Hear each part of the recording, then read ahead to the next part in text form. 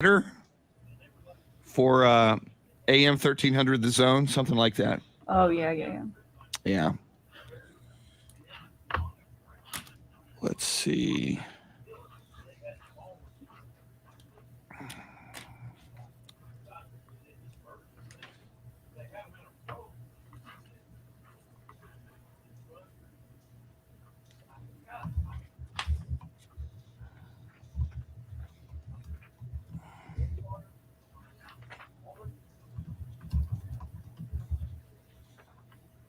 I didn't grab it yet, but the Baker Mayfield audio, and I didn't look at your email yet. You may have it.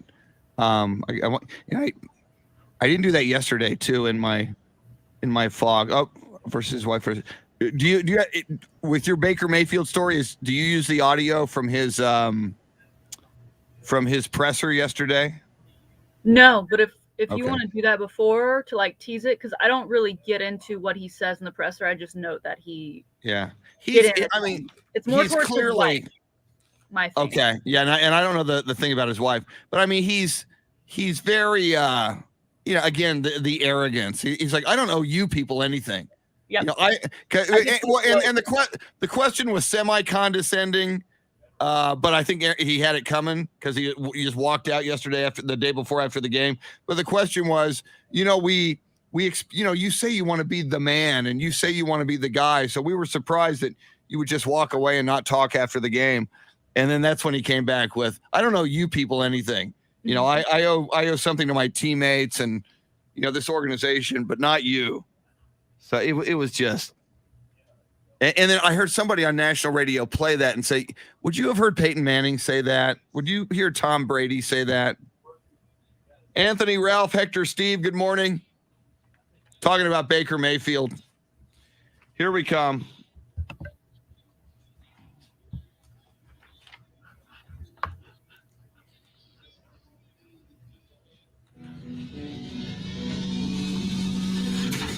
Now, Chris Duel. It is a Taco Tuesday, but it's more than a Taco Tuesday. It is the Taco Tuesday before Thanksgiving, which means we are less than 48 hours away from ringing in November 25th and Thanksgiving Day, which brings us 3 football games, the greatest, of course, being the Dallas Cowboys, a tradition, and I think maybe a tradition beginning to rival that of the Pilgrims and the Native Americans deciding to break bread. In my book, the Cowboys game on that day, almost bigger in my view. Welcome in. It is the Chris Duel Show with Shannon, Salty, Sweeney. Shannon, how are you this morning? I'm doing well. You've got me thinking now about this Cowboys game on Thursday. I'm not sure what your Thanksgiving plans are. My family is kind of opting out of the traditional version where we're going out to eat. We've got a reservation. Our reservation is at 2:00. And I think they're still using time limits on tables, so I think it's 2 hours. So the latest I could be there is 4, but it's a mid-afternoon game for the Cowboys, if I'm not mistaken. I'm gonna have to. Yeah, I'm gonna pull it up right now. I think it's 3-ish, or like 3:30-ish, right? Yeah, I'm gonna pull it up. See, I'm either I gonna should have that memorized. I'm gonna have to eat for 5, or I'm gonna have to shovel it down other people's throats so we can get up out of there. I got 3:30. You are correct. 3:30 on CBS. That means we get Romo, so that'll be fun. Oh, that's something to be thankful for. And thankful, but see, there's the Romo curse. There's the Sports Illustrated curse. There's the Blue Jersey jinx. November. There's the Madden curse, and Romo in the house. I'll never forget the time that Romo and Jason Garrett went to a Duke Blue Devils basketball game, and they wore Duke gear, and they addressed the team for Coach K before the game, and Duke lost. And then Romo once, back when the Spurs were winning, and don't get me started on the Spurs, but we will talk Spurs. Spurs lose last night to the Phoenix Suns, 115-111. Lost number 5 in a row, and the Spurs are now 4-12 on the season. But they were right there at the end. They had a shot in the final minute. But anyway, so when the Spurs were winning in the Tim Duncan era, Romo showed up at a Spurs game, and I think it was Spurs Mavs. So obviously he was pulling for the Mavs, but Romo was in the building, and the Spurs lost. And, everybody in saying, "Ooh, Romo's here." Everybody's like posting their photos of Romo. So I believe, Shannon, there is a Sports Illustrated jinx. There is a Madden curse. There's a blue jersey jinx. And I believe there is a Romo curse. So let us pray to God and the football gods that the Romo curse will not be in effect on Thanksgiving. Yeah, that it's a holiday, day of rest. Go ahead and take that one off for us. Yeah, you say that, and now I'm thinking during the Shaka era, one of the assistants was really good friends with Jason Witten. And so Jason Witten attended a Texas men's basketball game, and sitting next to him was Romo. And I do not believe we won that game. I don't think it was close. The Romo curse. But you bring up a great point. Romo. Exactly. You bring up a great point that has affected my family since I was a kid. It's we have to either eat around the Cowboys game, or I need a TV tray. You family people, fine, gather around the table, break your bread, do your quaint little tradition. But I've got Dallas Cowboys football. Exactly. So I need a TV.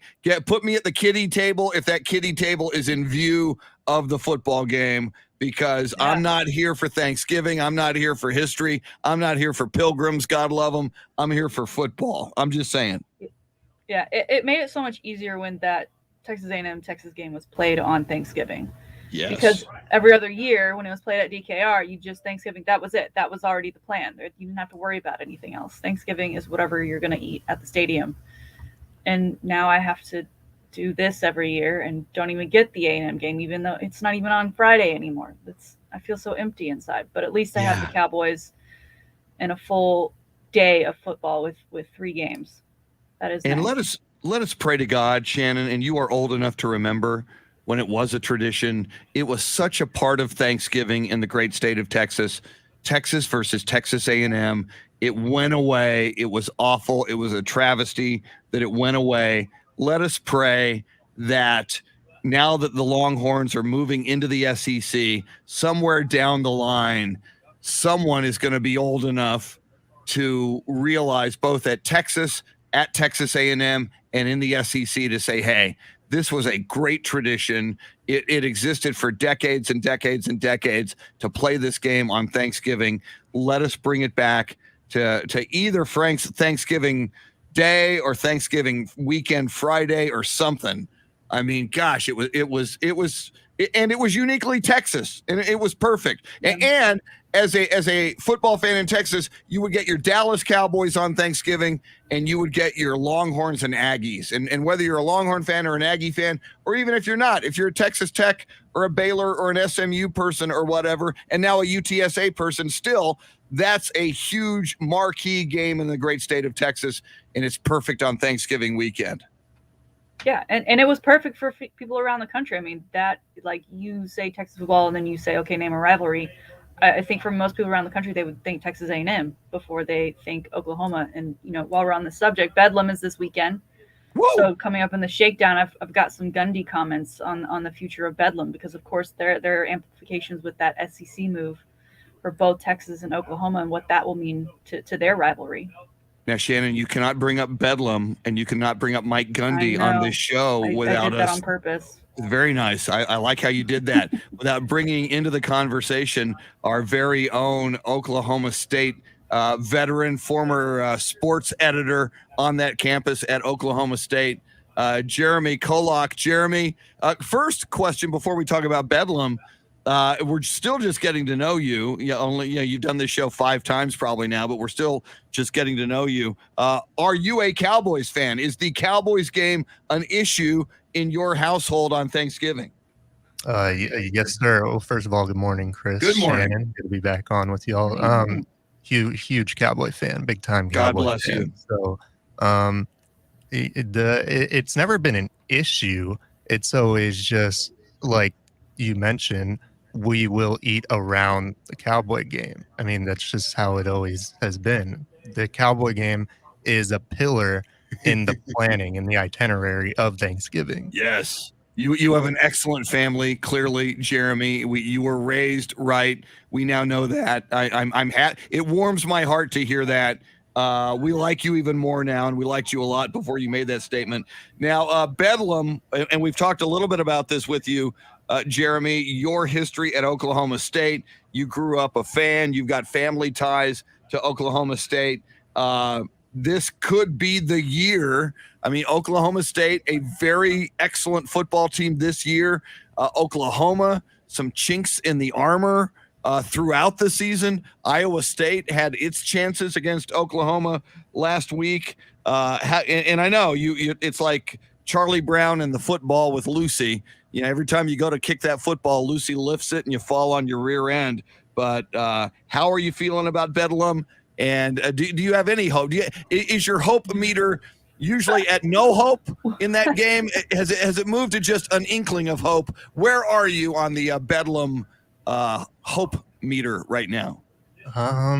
If it was a pie chart, we're probably up to a little bit bigger of a slice than most years. Like I think Gundy said yesterday that it definitely feels different this year just because of the implications. It's usually OU who's got everything to lose, and it's us, OSU kind of fighting to get into the picture, to be that last team in to get into Jerry World or whatever.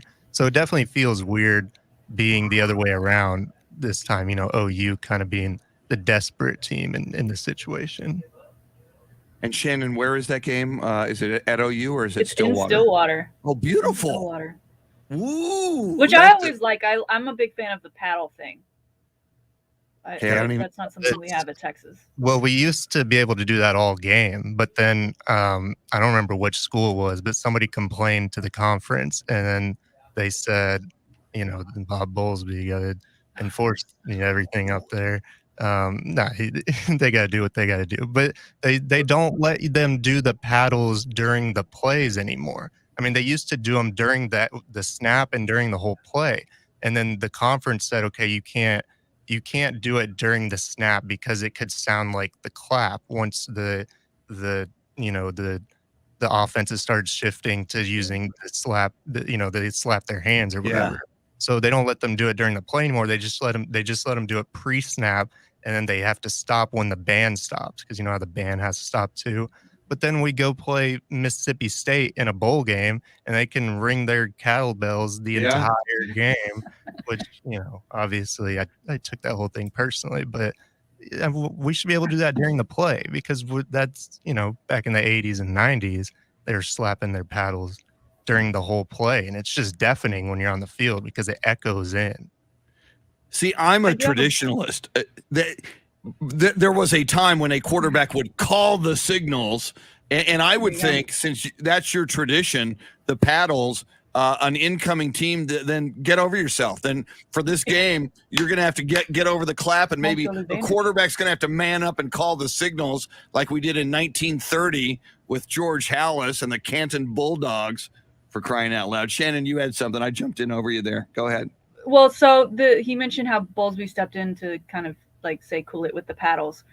I believe it was last season when Texas was at Stillwater, during a field goal attempt, Oklahoma State on their video board behind the field goal had the yellow lines, like yellow and black lines, to mimic the field goal post to try and distract Cameron Dicker the kicker. Wow. And I have never seen anything like that. I don't think I've ever seen it again. But they're like, well, they got rid of our paddles. What are we going to do to help distract now? And then Jeremy, why? Why us would you try? There's a reason you haven't seen it again, because the Big 12 told them not to do it again, right after the game. But rule breakers. That was a new thing because the video board is new. That is like behind the goalposts and whatnot. So previously that wasn't in our bag, we didn't have that available to put it right behind the video, to put on the video board right behind the goalpost where it actually distracts the kicker. So we were just kind of messing around, seeing what we could do with it. But you got to push the envelope. Yeah. Well, and again, Shannon, to me, that's I think you can equate that to the Astros. What the Astros were doing was sign stealing. Here's a new technology. It's video. Let's use it. Oklahoma State. Well, we got this big old brand new scoreboard. We got a technology. Let's see what we can do here. Let's use it. And then you push the envelope, and somebody at a higher authority busts you and says, no, you can't do that. And then you go, all right, you got us. We can't do that anymore. So, I mean, is it the end of the world? Wherever Oklahoma State plays football now, ooh, you scoreboard cheaters. It's like, hey, man, everybody tries to distract the opposition, especially when you're the home team. We had something in our arsenal. We gave it a shot, and you guys said, no, we can't do that anymore. No harm, no foul. But a great story, and I'm impressed by the attempt. So, all right. We got Haas Holding. I'm glad it's gone. Yes. We got Haas Holding, among others. The wrestler, Haas Holding, joining us on Facebook Live. Robert Browning joining us from Japan. Shout out to everybody diving in here early. Anthony Del Toro, Ralph Balderas, Hector Gomez, Steve Duraco, Tracy Bogert, Lucinda Sullivan. My goodness, everybody's up early. Luisa Alanis. Special award to Luisa Alanis. Shannon, she also joined us for Spurs React last night. So she's with us at 6 a.m, and she's with us at 10:30 at night after the Spurs game. That was pretty cool. That's awesome. And if I do recall, I believe she told us she's going to that final Texas game, senior night, this Friday, or senior morning, really, because it's another 11 a.m. kick for Texas. You have fun, Louisa. I'm not going. Well, see, all right. Luckily, we're going to break, Shannon, because here you are, the biggest Longhorn fan there is. And Luisa Alanis, even though it was a disappointing season, she's still going. It's Kansas State. Yeah. It would be easy to say, I don't think so. I'm here for the wins, and I'm here for the winning season. She's going. You're not going, Shannon. Come on. I have no problem saying that people who attend this game on senior night to cheer those guys on are better than me. They're better than me, and I'm okay with that. I've accepted that. I'm done. I'll watch, but I'm not putting forth the effort of going. Wow, I'm done. Our patron saint of the Texas Longhorns, Shannon Salty Sweeney. I'm done. You guys didn't impress me this year. I'm not there for the final game. All right. Taro Kotani joining us from Tokyo on the live video feed. If you're new to the show, you can catch the live video feed across a bunch of platforms. Facebook Live for Ticket 760 and AM 1300 The Zone. Those Twitter pages, YouTube, it's all over the place. So you're not only talking to us, you're talking to a lot of cool sports fans from around the world this morning. She is Shannon Salty Sweeney. He is Jeremy Kolok. I'm Chris. We are with you till 9. We've got James Allen of the Pro Football Hall of Fame talking all things football at 8:35. Taylor Estes, managing editor of Horns 24/7. I'll bet you she's going to the game.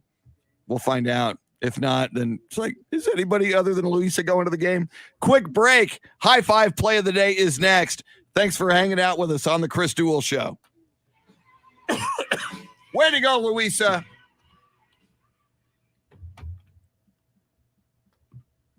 Wow, Robert Browning.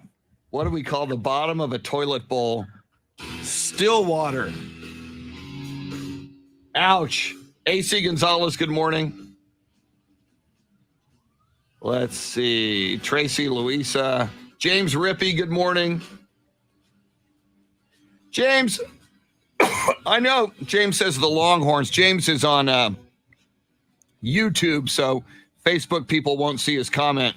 James says the Longhorns will be a perpetual 6 to 8 loss team once they join the SEC. James, I don't think so. And I know a lot of people are saying that. You're not alone in saying that. And probably James Allen, you know, a lot of SEC people say, oh, when you come play big boy football, you'll see.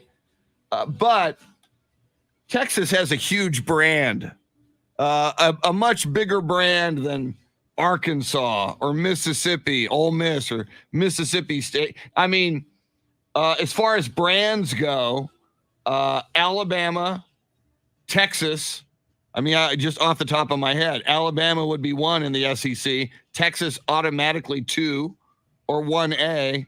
Then you got your LSUs and your Georgias. And so I think with the right leadership, and I think you have to assume that Chris Del Conte and Steve Sarkisian are the right leadership. I think Texas will find a way to exploit that brand and be very, very competitive in the SEC. Remember, Sark inherited this mess. My Beatles shirt, by the way, not that I'm geeking out and getting ready and can't wait for Thanksgiving to watch the Peter Jackson 6-hour, 3-part, 3-night documentary on the Beatles. Get Back.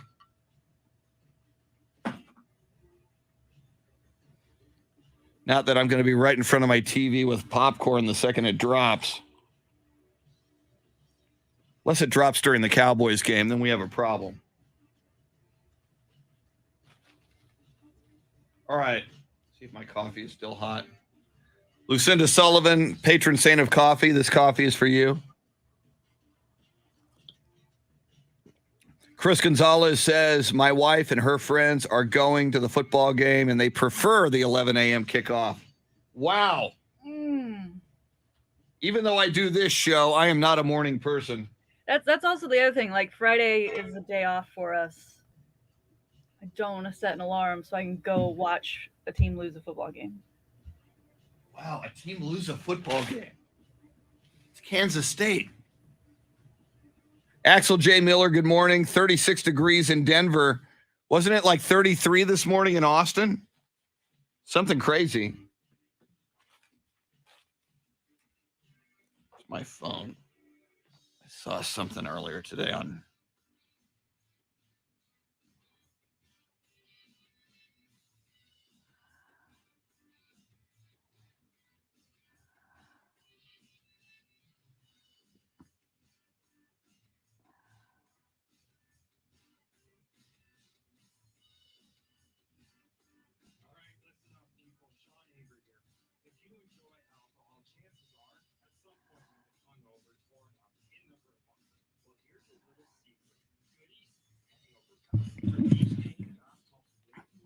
Yeah, it was. I forget what it was. It was in the 30s in Austin earlier today.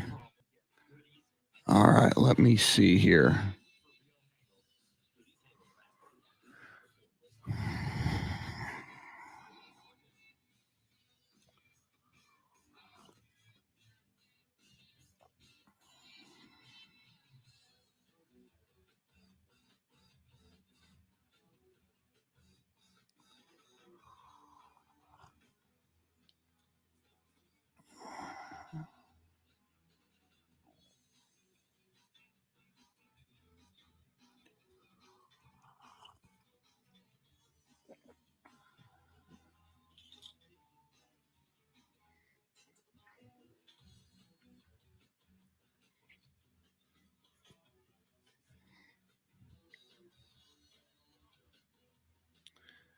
I'm working on a poll question.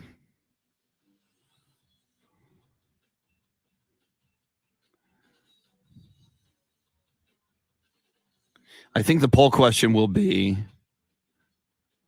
who is the best college football team in Texas right now? Is it A&M? Is it UTSA? Is it Baylor?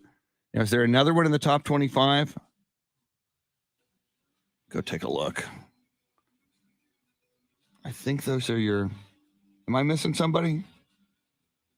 A&M, UTSA, Baylor. I think that's it in the top 25.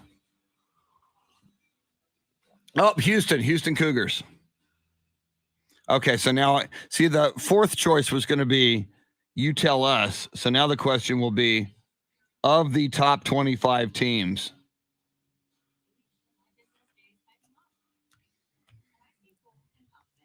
so let me do that.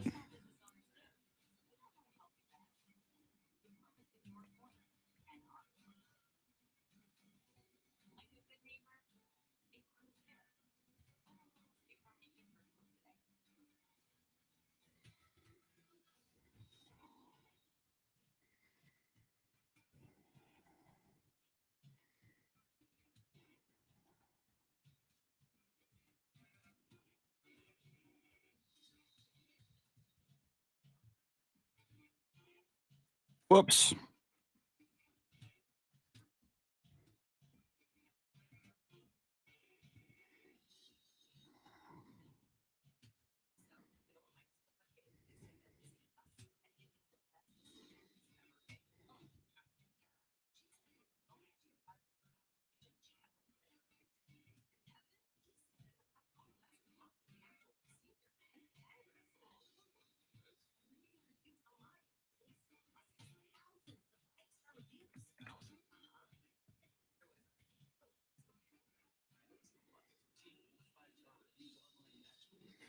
I'm gonna try to this in alphabetical order. So Baylor would be first, obviously.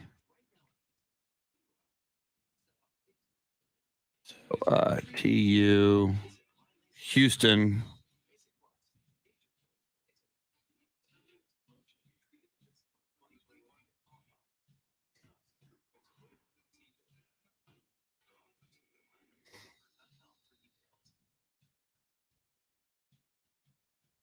All right.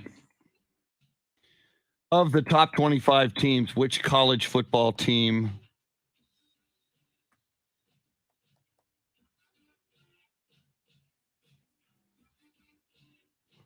is the best in Texas right now? I don't love the wording of it, but I'm out of time.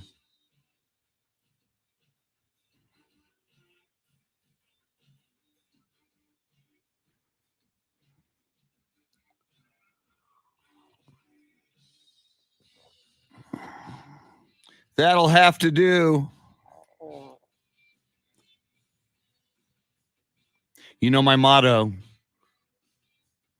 If the minimum wasn't good enough, it wouldn't be the minimum. Thank you.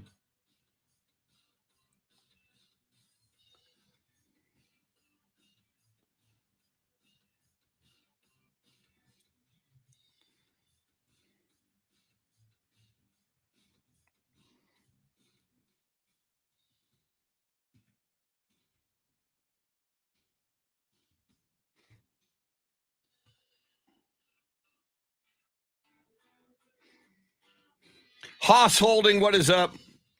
Jason Paniagua says, Incarnate Word, not ranked in the top 25, Jason. Xavier Moreno, UIW, not ranked in the top 25. I appreciate your loyalty to UIW. 38 degrees in Beeville, says Ralph Balderas. Xavier Moreno says at this rate, Pop will have to coach another 5 years to break Don Nelson's record. Come on, man.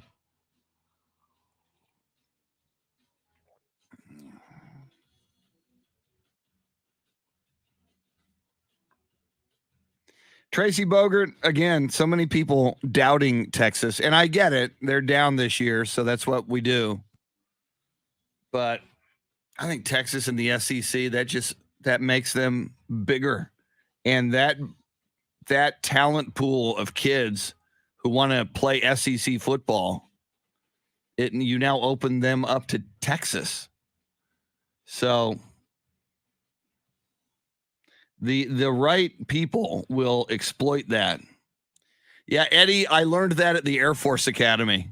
It was a funny little motto. It's like, well, what's the minimum? If the minimum wasn't good enough, it wouldn't be the minimum. Here we go.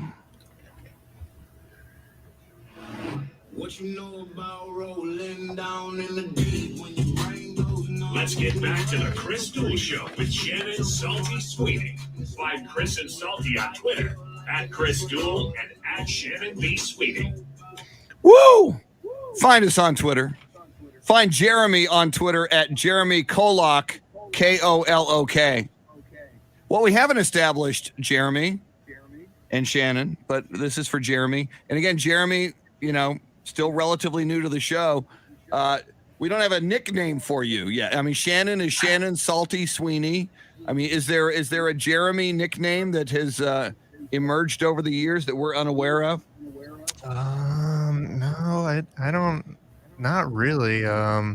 Maybe I'll have to go back into the archives and see if I can find anything. I can't. Nothing comes to mind at 6:37 a.m. in the morning. There's nothing I get called on a regular basis other than my name. See, what's scary about that is either A, Shannon and or I will have to designate a nickname for you, or our listeners might have to. What do you got? The people. They'll go to the people. The people will decide.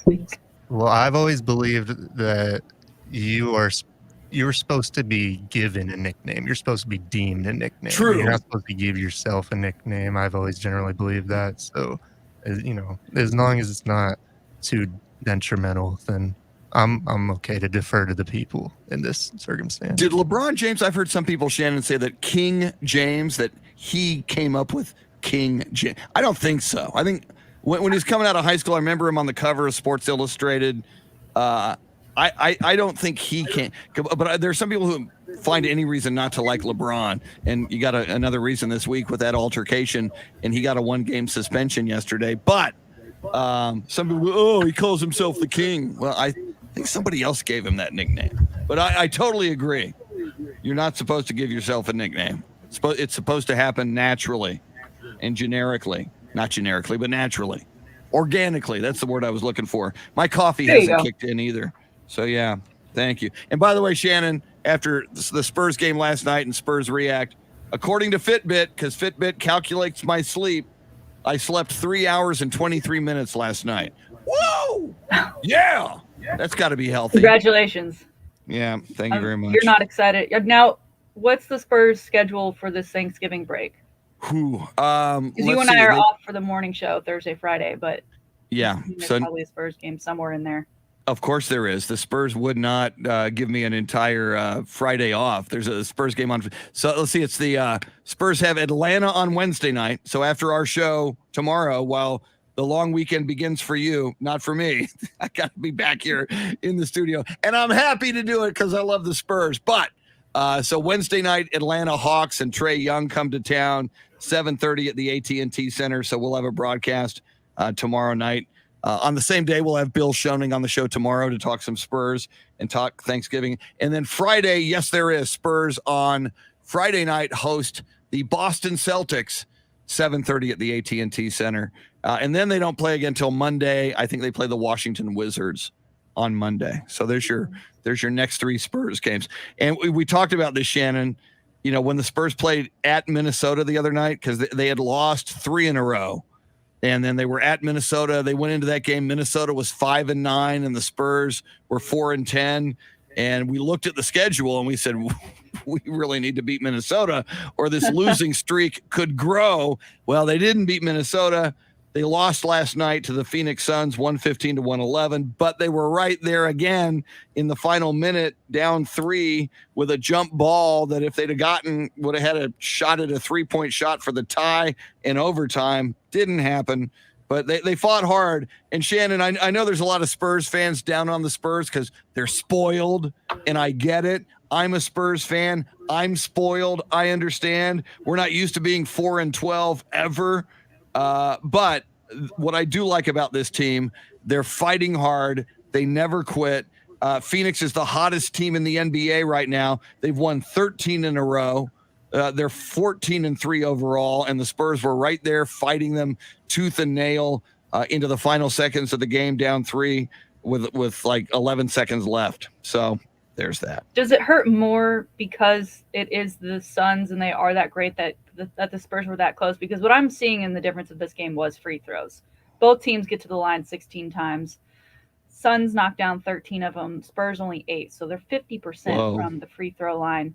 You look at that point differential, that's 4 points. Okay, you make the same amount of free throws they do, Spurs win. You're right. Still only shooting 81% from the free throw line.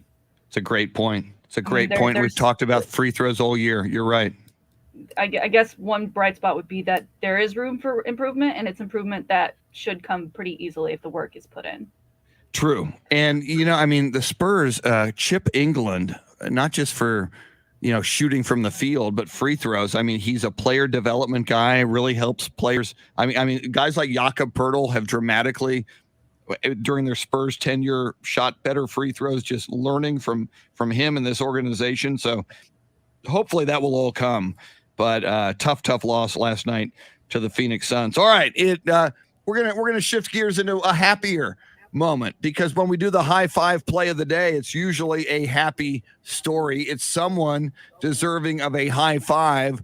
So let's do this thing. It's time for the high five play of the day, appropriately sponsored by High Five, 2 locations in the Austin area.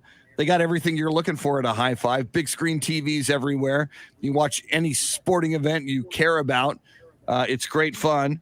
Great food, great drinks, food specials, drink specials, great games you can play, bowling, laser tag, axe throwing, many, many more. Get into one of the 2 Austin area High Five locations. And Shannon, who is deserving of a high five on this Taco Tuesday? Today, our high five goes to two brothers and a very special jacket, sir. Not just any jacket, a Letterman jacket. After nearly 30 years, one Jed Motley was reunited with his Letterman jacket thanks to his brother Josh.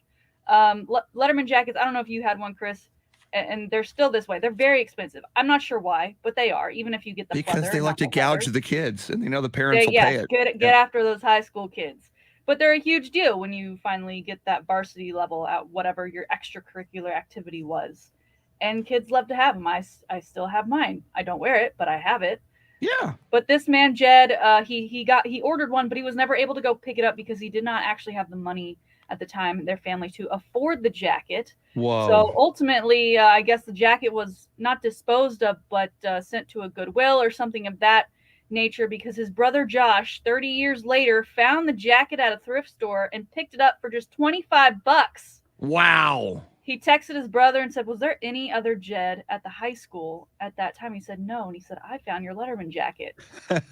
So now Jed, 30 years later, has his Letterman jacket, and instead of paying that $300, $400 price range, it was $25. And I guess it still fits because he says he's going to wear it all the time. That's a pretty cool story. Yeah, I love that story. When grown people wear their Letterman jackets, I have questions.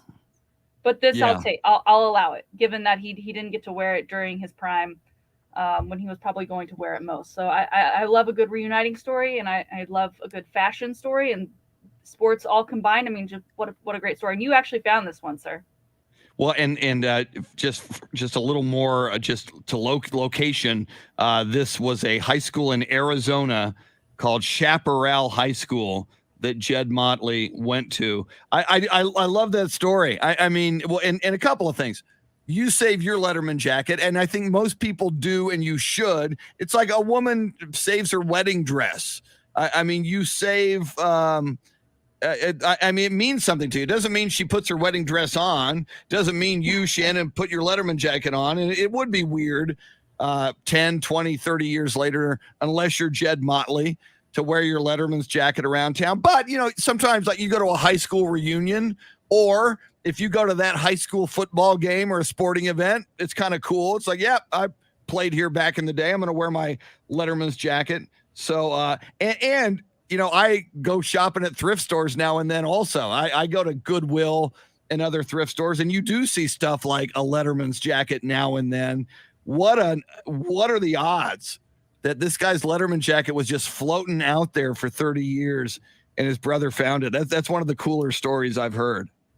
Did you have one? I ran cross country. I got a letter, and I never got a Letterman's jacket.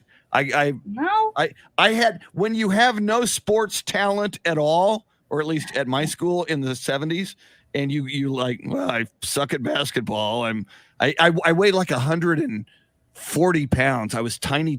I was like scrawny for football. So the only thing I could do was run, Forrest, run. So I ran cross country, and I lettered in cross country. And I don't even remember. I didn't get the Letterman's jacket for some reason, which I don't fully understand. You know, I got to go back and figure out why. I don't know why. Can you order one? Is it too late? There might be one at a thrift store somewhere with a little shoe on it with a wing. You didn't even know it. Says this is this masochist Duel on the back. had to run for. And what we had to do back in, some people will know the geography, to run cross country at like when it was time for. So they gave the people in a sport, your PE hour was the last hour of the day, so that PE could run into practice after school. So while kids were practicing on the football field or basketball or tennis, the coolest kids played tennis. I mean, it was like, wow, you get to, you know, and the guys would play tennis, and the girls who played tennis were all good looking. So those tennis guys would play tennis with the tennis girls. And then so the cross country guys like, all right, go run. So we would run from Holmes High School down to John Jay High School, which was down the access road of Loop 410, which was probably like 3 or 4 miles each way. And it's like, run. It was not, it was not glamorous. I'm just saying. So maybe that's why I didn't get, I didn't feel glamorous. So maybe that's why I never got the Letterman's jacket. That feels like maybe it'd been a little bit of prep for you, for Air Force Academy. Well, and that, you know what, that was actually one of the reasons I ran was to get into the Air Force Academy. There's a lot of things that if you do them, it helps you. You get a really good SAT score, it helps. You get good grades, it helps. And they want a lot of extracurricular activity. So I joined the Future Business Leaders of America. Imagine me in the Future Business Leaders of America. And then it's like the only sport that I could letter in was cross country. I had no athletic ability whatsoever. So there's that. I think our cross country team ran in the mornings. And I remember being in band practice thinking, they get up earlier than me. I could never do that. God, I would have. Look at me now. Yeah, exactly. Well, and again, as I said, I think I told the people on Facebook Live during a break, I've never been a morning person. I'm still not. You can probably tell when the coffee hasn't kicked in yet. So yeah, if cross country running was before school, I don't think I'd have made it. I'd have stayed in bed. That just would not have happened. So very cool story. Thank you very much, Shannon. Back to the Spurs for a moment. I do want to say this. In the post-game interview, our good friend Bill Schoening, who will join us tomorrow on the show, interviewed Becky Hammond, Spurs assistant coach Becky Hammond, last night. And she was actually upbeat about the game. She pointed out that the Phoenix Suns, and if you're just tuning in, Spurs lose to the Phoenix Suns last night, 115-111. DeJounte Murray got a triple-double, which was nice. But the Spurs were right there. It was 114-111 with 11.9 seconds to play, and there was a jump ball between the Spurs and the Suns. So presumably if the Spurs would have gotten the jump ball, they'd have had the ball with a shot to tie the game and send it to overtime in the final seconds. Phoenix got the jump ball. Spurs fouled the guy. He gets a free throw. That's how you got to your 4-point margin. But assistant coach Becky Hammond was pointing out, the fact that this Spurs team is right there with the Phoenix Suns. And the Phoenix Suns, the way they're playing basketball right now, hottest team in the league with a 13-game win streak. Golden State has a slightly better record with 2 losses to the Suns, 3 losses. The Suns are 14-3. But Becky Hammond said, all we can ask is that these guys fight hard and play 4 quarters and don't quit. And that's what they were doing. And a lot of people look at the talent on the Phoenix Suns roster, Chris Paul, DeAndre Ayton. I mean, they've got players that took them all the way to the NBA Finals. And this Spurs team, a lot of Spurs fans poo-poo them, but they're right there. And they got Jakob Poeltl back. Jakob Poeltl's coming off of COVID protocols, and he's getting right, back into his game and his effectiveness.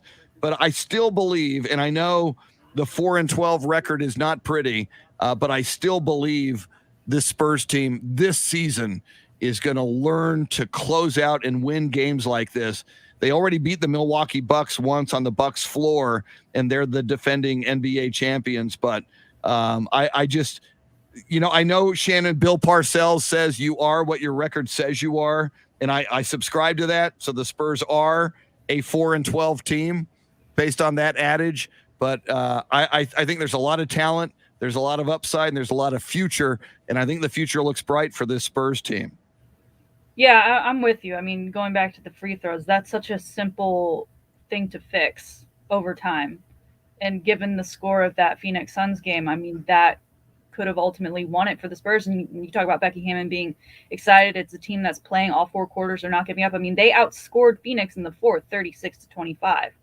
So Boom. they didn't think they were out, which, after watching Texas football all year, that's the kind of effort you want to see and makes you feel not as bad about coming away with a loss when you see that kind of effort from your team. So it's awesome to see that that she's still upbeat about it. I think it'd be really easy for her, especially given her off season of being named a head coach, and maybe worry set in that now that this Spurs team isn't maybe performing to a level that would scream, hey, hire this assistant coach, because look at the Spurs team. They don't have that. She doesn't have that to rely on, that she could maybe be down and out about it. But it's good to see that she's still very much in it. It was interesting watching her when I got to attend that Spurs Mavericks game. I mean, she almost more active than Pop on the sidelines. And it was cool because I was like, I don't know the next time I'll be able to come see a game, but there's a good chance that she might be a coach elsewhere.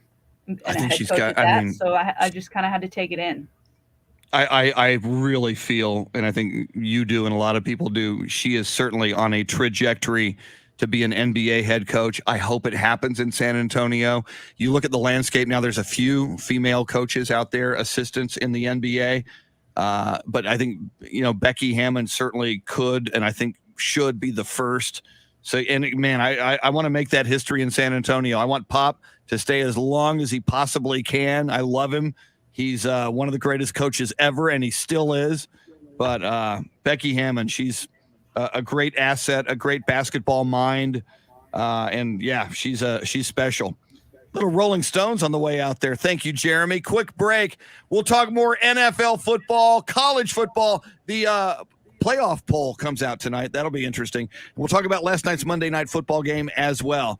Thanks for hanging out with us till 9. It's the Chris Duel Show.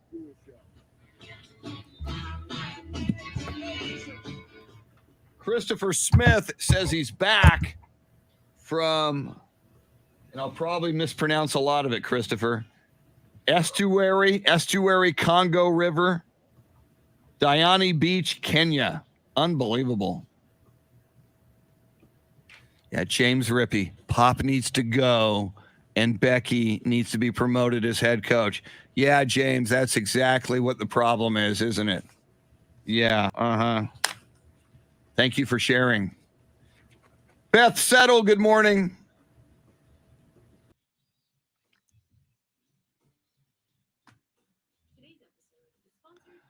Let's see.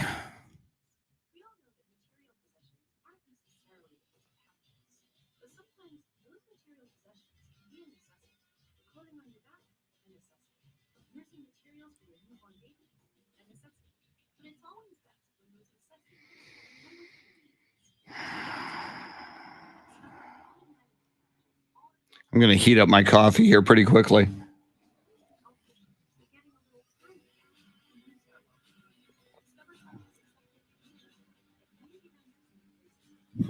Yeah, Anthony, the season is young. Anthony Huerta writes, I like our team. We are on a pace for a 20-win season, though. Our inability to win will end up taking some of the shine off of Becky. From a fan perspective, Anthony, maybe. I think people who know basketball know that the Spurs have consciously chosen. I mean, we saw what was happening with the veterans they had a year ago.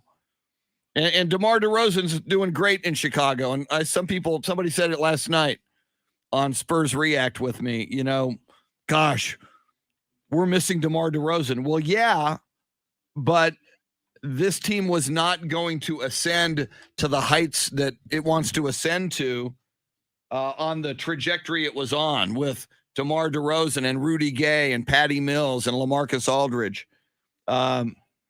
Old teams go in cycles. You need young legs to win in the NBA. And the Spurs made a conscious decision to go young here and develop this young talent. And they know what they're doing. Yeah, and they're right on cue. James Rippey. DeRozan is playing like an MVP candidate up in Chicago. He wasn't allowed to play like that down here. Why? Pop's rigid coaching style.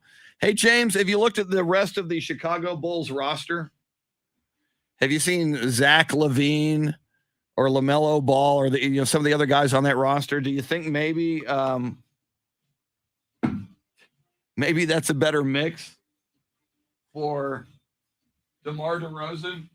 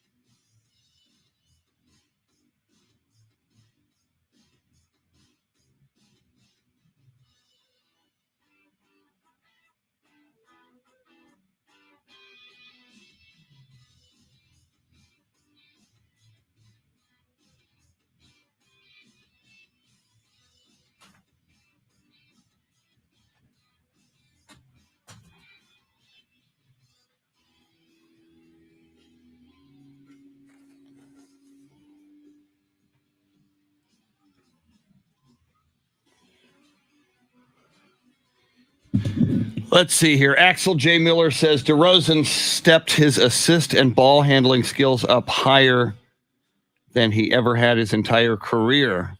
Yeah, including Toronto. The Bulls are benefiting from his time in the 2-1-0.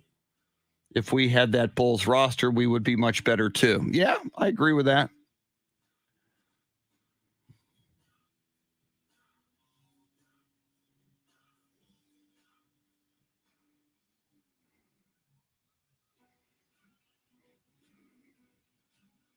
And I think the Spurs also realize, given DeMar DeRozan's age and price tag, and again, Alonzo Ball,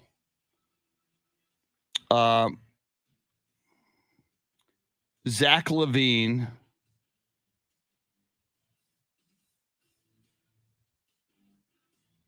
that's their big three. They're all having good years, and DeMar's having the best. But Zach LaVine, 26 years old, DeMar DeRozan, 32, Alonzo Ball, 24 years old at point guard and playing very, very well. So you've got a really good mix of youth and talented youth around DeMar DeRozan there. And I believe it was a conscious decision from the Spurs not to build that way, to build for the future, to build, to go young. I think they saw their young talent. They liked what they saw in DeMar DeRozan, in Derek White. I think Devin Vassell is going to be amazing. Lonnie Walker could have big upside. So we shall see.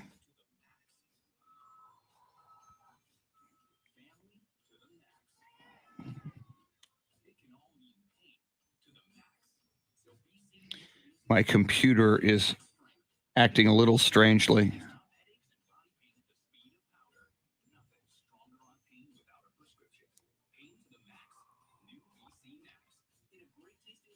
I don't know what's going on.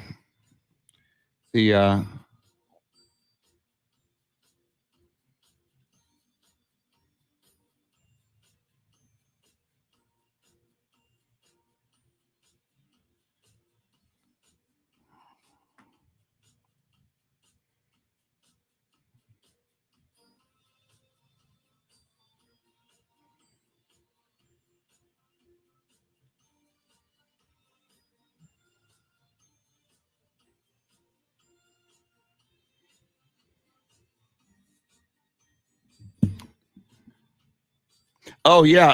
Anthony Huerta says, I agree with what you're saying here, Anthony. Just be happy for DeRozan. He was a professional when he was here and embraced his role as a vet playing with a young roster.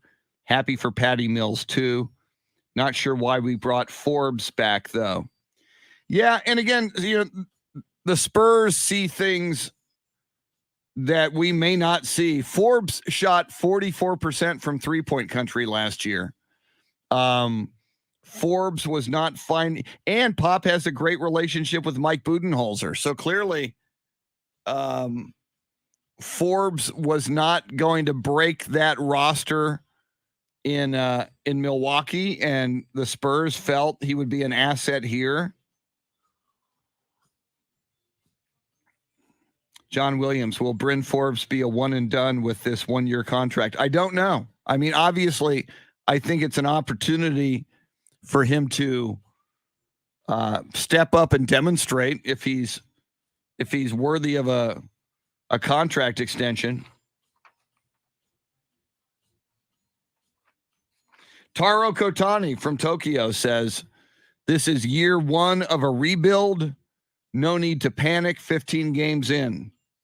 And I think what Spurs fans don't understand, and Taro, you understand it, sometimes you got to in all sports, every dynasty, Michael Jordan and the Bulls, Kobe, Shaq, and the Lakers.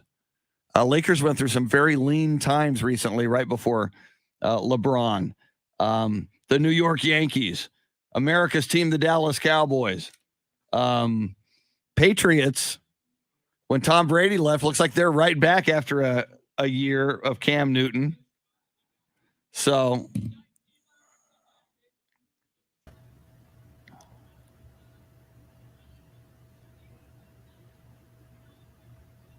Jason says it feels like year 3 of a rebuild. You could argue that since Kawhi left. Absolutely. Now, Chris Duel. It is a Taco Tuesday as we ramp up for Thanksgiving on Thursday. Cowboys, Raiders. In the meantime, we had Monday Night Football last night. Tom Brady and the Tampa Bay Buccaneers looked like Tom Brady and the Tampa Bay Buccaneers, and the New York Giants looked like the New York Giants. We will talk NFL football. We will talk college football. The college football playoff rankings will be released this evening. We will dive into the world of the Texas Longhorns. Shannon Salty Sweeney revealing to us in the 6 o'clock hour she ain't going. She's got other things to do on Friday than go catch a Longhorn game at DKR. So Taylor Estes, the managing editor of Horns 24/7, she's going to join us just after 8 o'clock. Our good friend James Allen from the Pro Football Hall of Fame will talk all things football with us at 8:35. James Allen, a Texas Aggie, and Shannon. Ooh, and I think I'll bring this up with James. Ooh, those Aggies, man, they whipped up on Prairie View A&M. Wow. Was my high school, Holmes High School, unavailable for scheduling? So that's why they played Prairie View A&M.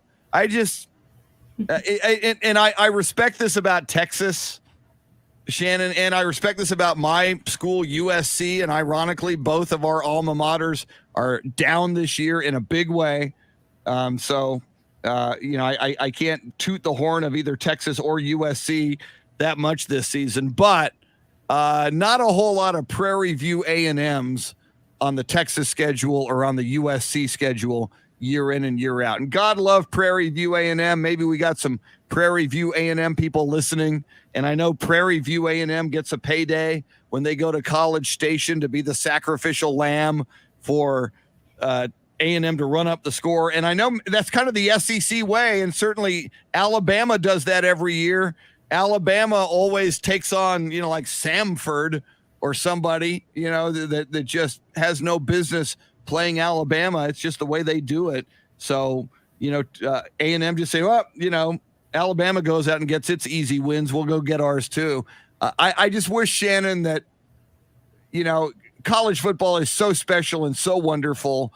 And to me, when Alabama plays a patsy, or in this case, when A&M plays a patsy, it's just a waste of a game. I guess the fans in College Station can go crazy when you beat up on somebody. I don't even remember what the score was, 57-3. I don't know what it was, something crazy. But it's just not good for, and certainly not in November. I can almost get, since there's not a preseason in college football, if your first game is against Prairie View A&M and a bit of a tune-up, you could almost, I still wouldn't like it, but you could argue it to me. But don't play that game in November. Yeah, I can picture the argument for A&M being, well, you can only play who's on your schedule. They're like, yeah, but you put them there. You made the schedule, like yeah.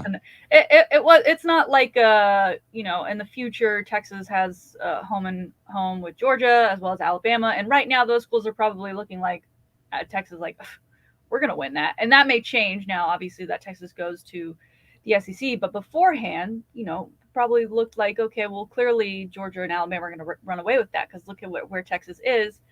But Texas being the school that it is and the notoriety that it has, has that chance to, be a come up team and be in the top 10 or what have you, and be much better than they are looking at this very moment. But at Prairie View, I don't think so. I don't get that vibe. Final was 52-3, and that was at College Station. Halftime score, A&M 38, Prairie View nothing. So Prairie View got a field goal in the second half, so they wouldn't get shut out. And I saw they just needed to get back from that. Gosh, and I saw somebody posted again on our live video feed. I forgot who it was, but in the 6 o'clock hour, I hear this a lot. Well, Texas is going to be like a 6 or an 8 loss team in the SEC. Whoa, wait till they get to the SEC and play that schedule. They'll see first, Shannon, as I said, and this conversation went on during a break in the 6 o'clock hour, Texas is a huge national brand. As soon as they go to the SEC, the brands in the SEC are going to be 1, Alabama, and a close number 2, Texas. And if Texas starts winning and Alabama wanes a little bit, then Alabama and then Texas could be number 1. Georgia's up there. LSU is up there. But Texas is a bigger brand than Georgia. Texas is a bigger brand than LSU. With the correct management of the program and of recruiting, Shannon, and I do believe that Chris Del Conte overseeing it as athletic director, and Steve Sarkisian in place as your head coach with SEC experience, with a lot of corporate knowledge on the Alabama staff under Nick Saban, with a lot of corporate knowledge, with a very good USC football team that won national championships, although some were vacated, under Pete Carroll. I think Sark knows what he's doing. So you take that Texas brand into the SEC, Shannon, and you know this better than anybody. You open up the talent pool of kids who want to go play SEC football, and you now give them an opportunity to play for the University of Texas. I think it's going to be just the opposite. I think Texas is going to flourish in the SEC. Yeah, as big as a brand as Texas already is, just globally, putting them in the SEC just for the sake of having that SEC associated with them is going to be huge. And I think a lot of people forget it's not just football that is going to the SEC. The entire school, all of the programs are going to the SEC. And I think it's going to be great specifically for basketball and baseball and volleyball. I think it's going to be great competition. And if those sports for Texas are as successful as they've been in the Big 12 or even more so, I think that only brings up the school as a whole. And so people are wanting to go and put a Texas on their chest and play for that university for whatever sport it might be. So I'm super excited. I don't want to, all the naysayers, they're going to be what they say, a 6-8 team. I'm like, okay, so you're giving us a bowl game and what else? Because that's a lot of games. That doesn't add up. What he said it will be a 6-8 loss team. Oh, so 6 to 8. So yeah. So I mean, let's wait till we get there. Yeah, exactly. We don't even know who's going to be on that schedule once we get there. Yeah. And again, and nobody's happy with Texas's season or this losing streak. Obviously, it's relatively historic in the annals of Texas football, and we will go deeper into Texas football in the next hour, just after 8 o'clock, with Taylor Estes, managing editor of Horns 24/7. But Shannon, we should point out that Steve Sarkisian inherited this football team from Tom Herman, inherited this culture from Tom Herman.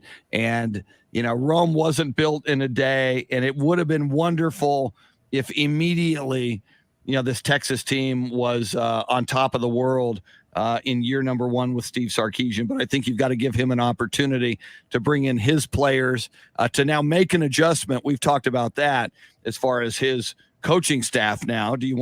Are you happy with your staff after you've gone to battle with them for one season now, and you have a better understanding of how they're going to do what they're going to do, and then recruiting? And as you mentioned yesterday, Shannon, the quarterback for next season for the Texas Longhorns might not be in the building Friday night at DKR when they close out their season against Kansas State. And with the transfer portal now, if you do your due diligence, there's probably some opportunities for some really good quarterbacks out there if you want to go that route. Yeah, Coach Sark yesterday during his presser did mention, that they would be looking in the portal for players, especially, he said right now, if the game was today, it'd be Casey starting, but that they're both, it's still very much a quarterback battle. So he's willing to go into that portal and grab a guy and have a quarterback competition to really have someone shine through, so he can, without a doubt, say, this is our man, this is our QB1 for the year. It's interesting you referenced, Rome wasn't built in a day. He was asked yesterday about the season and about the outside noise and about the pressures, and his specific response to, I'm built for this, which is such like a catchphrasey response. But he also went on to say, look, I understand it's year 1, right? And so I'm not worried because it's year 1. If this was year 4 and when we had even 3 or 4 losses, then I'd be worried. But this is year 1. And I think you don't want to get too ahead of yourself in the way that I think fans reacted with Tom Herman going to that Sugar Bowl in 2019 and winning the way they did over a Georgia team that was looking pretty good throughout the earlier in the season, because then that expectation is set. And I'm not saying let's set the bar low, but if Sark was to come in and go a Big 12 championship and even win that Big 12 championship in year one, I think we'd kind of end up repeating the cycle that we've been repeating for what feels like forever now, 10 plus years. So I'm okay as long as there is progress year in, year out, and hopefully that week to week improvement. And if that takes going into the portal to grab somebody else to play the QB spot, so be it. Now, what about Spencer Rattler? I mean, of all the quarterbacks out there that I know will probably be in the transfer portal, how would you like Spencer Rattler having the Longhorn on his helmet? You know, it's not even like the OU thing for me. It's more of he clearly gets rattled. I mean, he was benched this year in the Texas OU game. He was benched the year before in the Texas OU game. Like there's just something, and Sark obviously has mentioned the psyche of this Texas football program quite a bit. I think you might be just, if you were to bring in a guy like Spencer Rattler, I think you're just bringing in another guy that you would also have to like work on his mentality. So I don't know, given where Texas is right now already in the psyche department, that you bring in a guy like Spencer Rattler. I love how you described him. Spencer Rattler, he gets rattled, which is so amazing because, you know, his logo that he designed, his name, image, and likeness logo is a rattlesnake. So, I mean, and that's what we thought he was coming into this season. And so many people said, oh, he's going to be the number one overall draft pick because he's just going to light it up for Oklahoma this year. Did not happen. So he went from rattlesnake to maybe like a little baby little rattler. Yeah. He gets rattled. That's funny. Wow. All right. Last night, Monday Night Football, the Tampa Bay Buccaneers. I was as a Cowboys fan, I was hoping for a little gift from the New York Giants. Didn't get it. The Cowboys have 3 losses. The Buccaneers have 3 losses. As we recall, on opening night, the Buccaneers beat the Cowboys. So Cowboys would lose a head-to-head tiebreaker to the Buccaneers for playoff seeding and perhaps for the best record in the NFC if things play out that way the rest of the season. But there would be no help from the Giants last night. Buccaneers win pretty convincingly, 30-10. Tom Brady, 30 of 46, 307 yards, 2 touchdowns. But of course, Shannon, in a game that at 30-10 by the second half kind of became a snoozer. I think most football fans at that point, if you're not already on the Manning cast, you shift over to the Manning cast. And what kind of cast of characters did Peyton and Eli Manning entertain on their show last night? Yeah, it feels like maybe the Mannings are kind of believers in their own Manning curse and that they don't want that sort of press coming after them. So once again, no active NFL player as part of the panel this week. We had Bill Parcells, Kevin Hart, Condoleezza Rice, and Julian Edelman. And it was interesting because usually I wake up in the morning the day after and there's all of those people that are on the show are trending. Manning cast is trending. There's lots of sound going around. That wasn't the case this morning. I had to go look up stuff, and even, you know, my first thought was Kevin Hart. He's funny. There's got to be a hot clip about nothing really, and that's not to say crazy. It wasn't entertaining, but just wasn't, I guess, either the game or the setup that we've been used to getting so far. And again, I was doing the Spurs broadcast on the radio side last night, so I didn't see the Manning cast. But Bill Parcells, that's intriguing. I haven't seen Bill Parcells in years on television.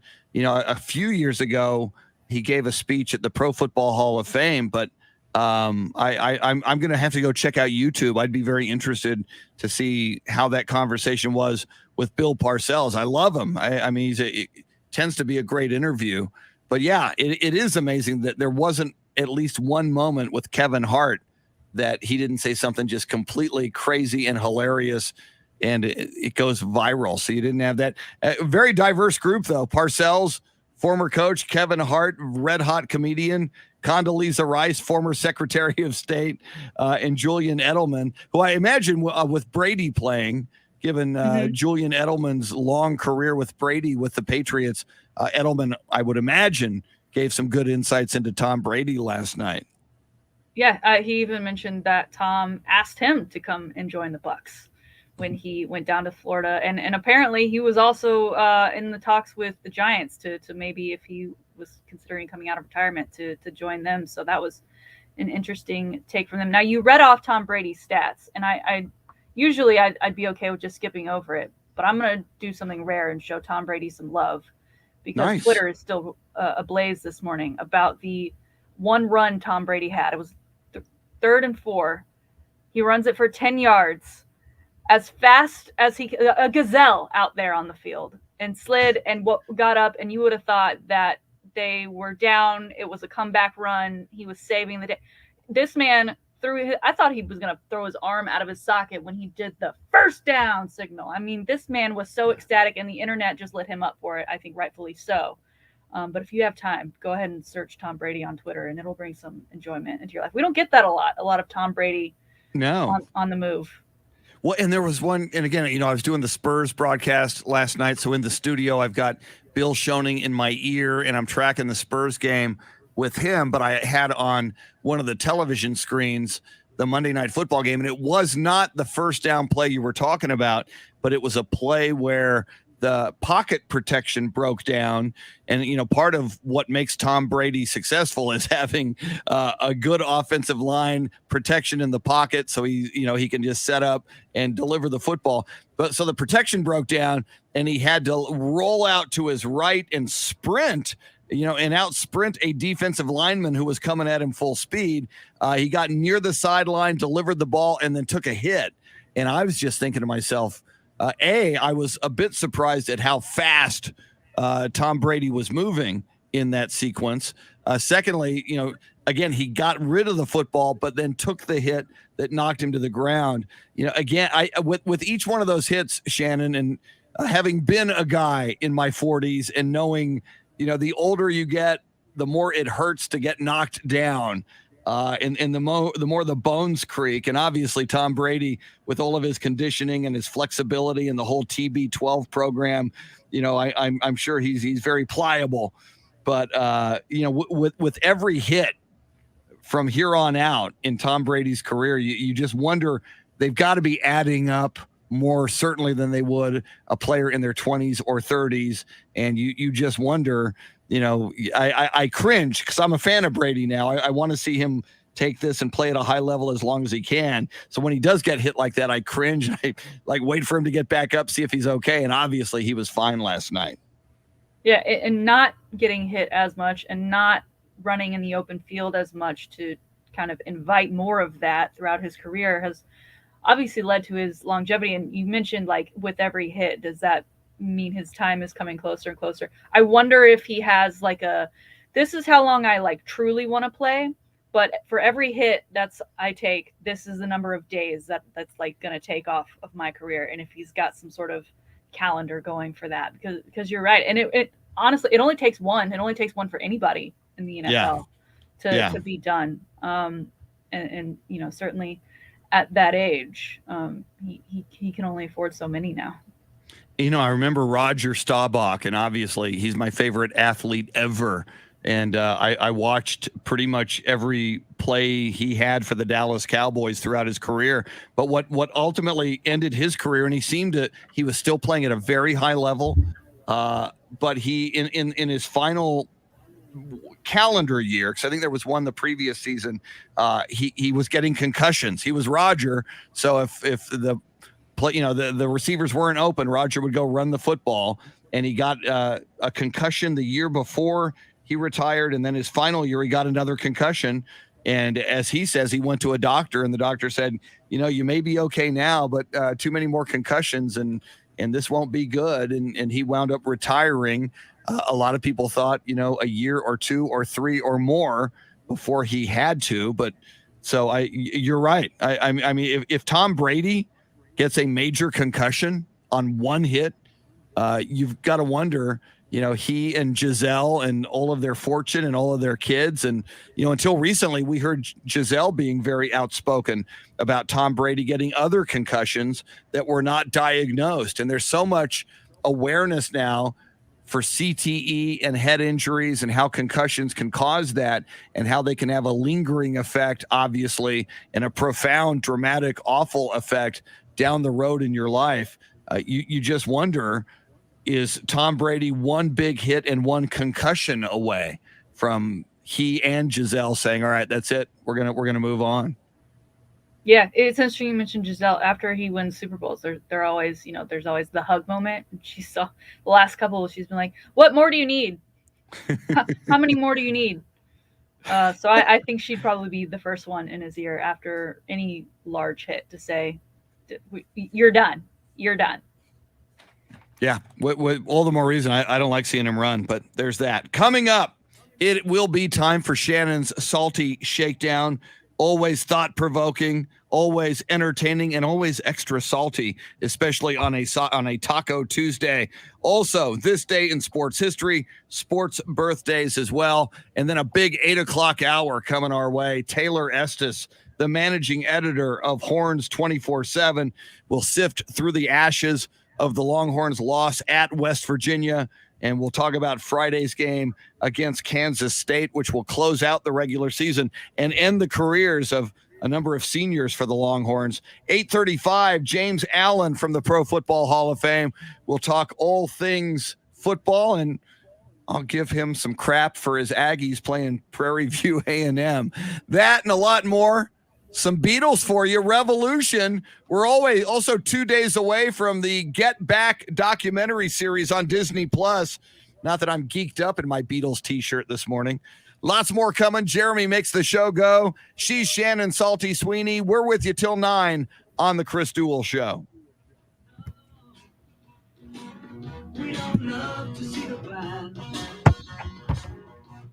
Woo! All right.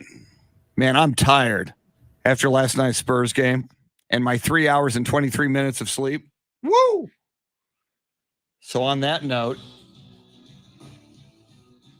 I'm going to grab some coffee. And I don't get a nap today. I am taking my 98-year-old mom for a booster shot at HEB at 1:30 this afternoon.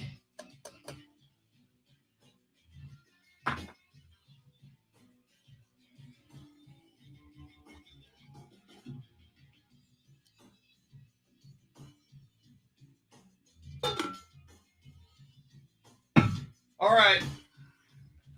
I'm going to get some coffee. However, Mike Taylor will be kind enough to sit in for me here. I always try to mitigate that glare. Okay, there you go. A little less glare there. Nice. Mike Taylor, for your viewing pleasure. Back in a sec.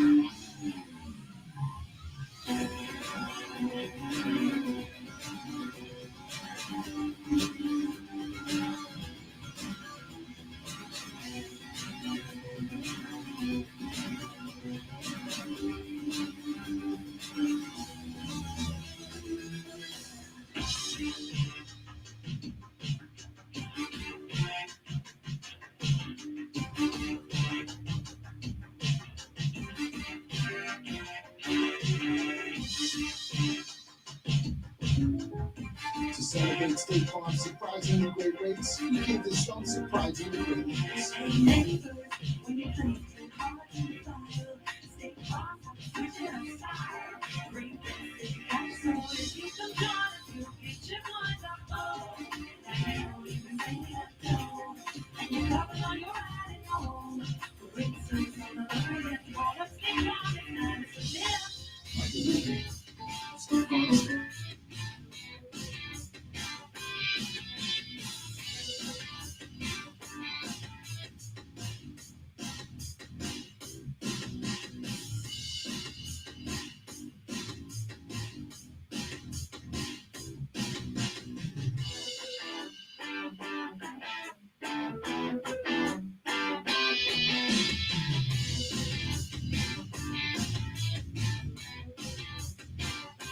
Whether you're spending on the expensive site grocery or splurging on dinner from your favorite local restaurant, do so through Discover.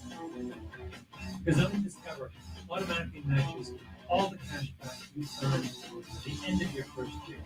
When it comes to Discover, get used to hearing yes. Learn more at discover.com/cash. Limitations apply. 2021.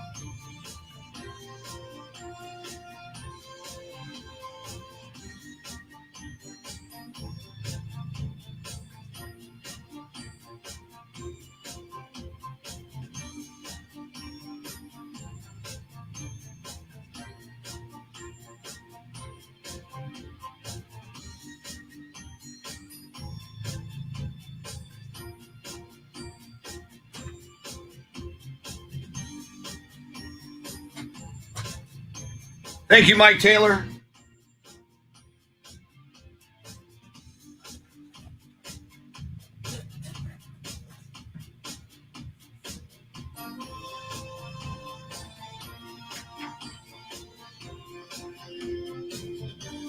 John Williams, where's the iced tea? John? The iced tea is right there. There's some ice in there. Pure Leaf. Ryan Leaf, if he'd have been a really good NFL quarterback, he'd have been a great spokesperson for Pure Leaf. I'm just saying.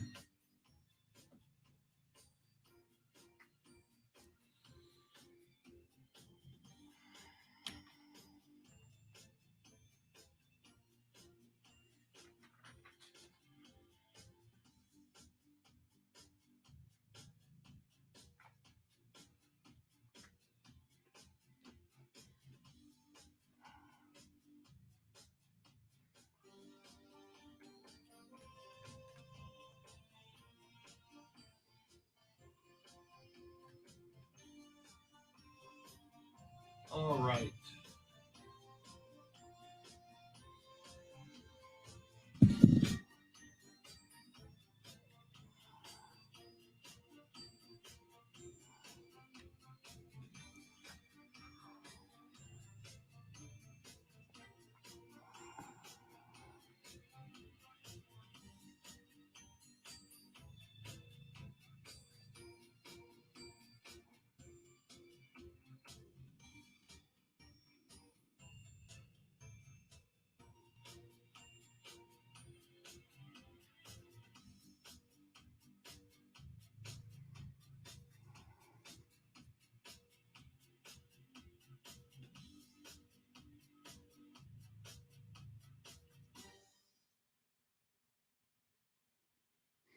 Well, my Facebook is acting very strangely today. Oh, well. Crushed ice, John Williams. Back to the Crystal Show with Shannon, She is the notorious Shannon Salty Sweeney. The Salty Shakedown coming your way within moments. Still aghast that Shannon just not even interested in going to the Longhorns game on Friday night. Just no time for it. I may not even put on burnt orange. Who knows? Wow. May watch the game on my PJs. What if Sark invited you to give the pregame pep talk in the locker room? Big fan of the show. He listens, and he said, you know what? We need to really get some attitude going with these Longhorns. Let's get Salty in here for a pregame pep talk. Could it be pre-recorded? To fit with my schedule? Yeah, everybody, pull out your iPad for the pep talk. Nice, I like that. Got her on the jumbotron. A pre-recorded pre-game pep talk. Yes. Or yeah, jumbotron be even better. So that'd be cool. All right, and that could be a whole thing if they would just go with that. At Texas Tech, it's the tortillas. It could turn into like salt shakers at DKR. Everybody like throwing salt. Yes. I don't know, man. I'm just putting it out there. Putting it out there into the universe. Coming up just after 8 o'clock. Speaking of the Longhorns, Taylor Estes, managing editor of Horns 24/7, will talk all things Longhorns with us. And we'll talk all things football in general with James Allen of the Pro Football Hall of Fame coming up just after 8:30. As I mentioned, we are moments away from Shannon's Salty Shakedown. But first, some sports birthdays and this day in sports history. 1965, November 23rd, 1965. The 31st Heisman Trophy was awarded, and it goes to running back from USC, Mike Garrett. Woo, woo, woo, woo, fight on. I can get excited about 1965 USC football since in 2021, they suck. All right, but fight on anyway. On this day in 1989, it was Thanksgiving Day. November 23rd, 1989, it was Thanksgiving Day. And the Dallas Cowboys were taking on the Philadelphia Eagles at Texas Stadium. And the Cowboys had rookie coach Jimmy Johnson, and the Eagles had dirtbag coach Buddy Ryan. And the Eagles destroyed the Cowboys 27-0. Tempers flared. Jimmy Johnson accused Eagles coach Buddy Ryan of placing bounties on Cowboys players, including Troy Aikman. So that became known as the Bounty Bowl. Of course, many years later, Bounty Gate with the New Orleans Saints would cost 1 year suspension for their head coach, Sean Payton. But Bounty Bowl was on this day in 1989. On this day in 1991, Brigham Young University quarterback Ty Detmer, easy for me to say, Ty Detmer finishes his NCAA career with 4,031 passing yards for the season. For his career, 15,031 yards. Detmer would go on to win the Heisman Trophy. Of course, Ty Detmer from the Somerset area in South Texas, not far from San Antonio. Ty Detmer wins the Heisman after that, goes on to have a career mainly as a backup quarterback in the NFL, 49ers, Green Bay Packers, backing up Brett Favre with Green Bay. Finally, on this day in 2018, Phil Mickelson claims the $9 million winner-take-all prize in a dramatic match play golf duel with Tiger Woods. Finishing under floodlights in Las Vegas, the match went to a 22nd hole tiebreaker where Mickelson sank a 4-foot putt for the $9 million payday. And, of course, Tiger Woods back in the news yesterday on Shannon's Salty Shakedown. He is playing, or at least back to the golf course, trying to rehab and play golf again. That's your sports history. How about some sports birthdays? Thank you, Beatles. I will see you Thursday night on Disney Plus. Get Back. I'll also see you on Friday night, episode 2, and Saturday night, episode 3. Not that I'm All nerded out about the Beatles. Okay, sports birthdays. On this day in 1940, November 23rd, Louis Tiant, Cuban baseball pitcher, played with the Boston Red Sox, Major League Baseball All-Star in 1968, 1974, and 1976, was born in Marianao, Cuba on this day in 1940. Born on this day in 1964, an absolute scumbag, a dirtbag. I said Buddy Ryan was a dirtbag. This guy's 10 times more of a dirtbag. Washington football team owner Daniel Snyder. Happy birthday, you piece of... Born on this day in 1964 in Silver Spring, Maryland. And finally, born on this day in 1974... forward for the San Antonio Spurs, won a couple of rings with the Spurs, won that first one with the Spurs in 1999. Friend of Tim Duncan, he makes a mean Philly cheesesteak.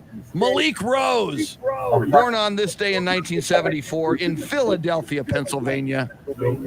Hometown of Bill Schoening. Bill knows Malik Rose well. And Shannon, you may not know this being in Austin. Malik Rose opened up a chain of Philly famous cheesesteaks in San Antonio. I don't think there's still a brick and mortar location, but I think there's still a Malik Rose Philly famous cheesesteak food truck that moves around San Antonio. So maybe the best food cheesesteaks in San Antonio. I like a good cheesesteak. I do Hard to too. find here. Yes.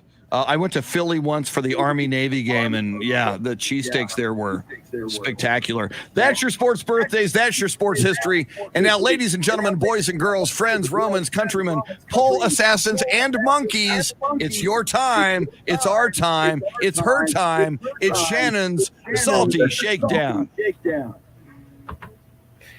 Chris, rivalry week is here in college football. We previewed it a bit earlier. We have Bedlam, Oklahoma versus Oklahoma State coming this weekend, November 27th at 6:30 p.m. in Stillwater. Both teams coming into this one at 10-1, as Jeremy mentioned earlier. A little bit different feeling for Oklahoma State Cowboy fans. You know, there is something riding on this for them in this particular matchup.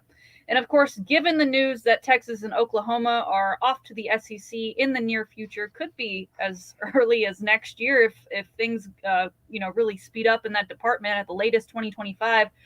But with OSU being left behind in the Big 12, of course, the big story this weekend was Gundy being asked by Tulsa World if he thought the rivalry will continue once the move is made to the SEC for the Oklahoma Sooners, and he said he did not believe so.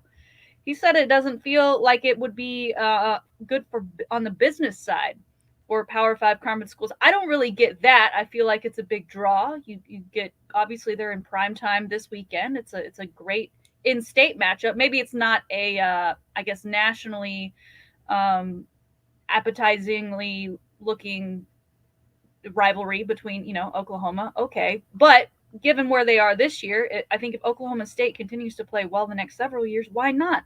I think I may miss Bedlam. And I think, as we talked about earlier, and the likes of A&M scheduling a Prairie View A&M, I'd much rather see Oklahoma, when they do schedule outside the SEC games, schedule a team like an Oklahoma State. So why not make that happen? So I want to bring in Jeremy here, our resident Cowboy, went to Oklahoma State.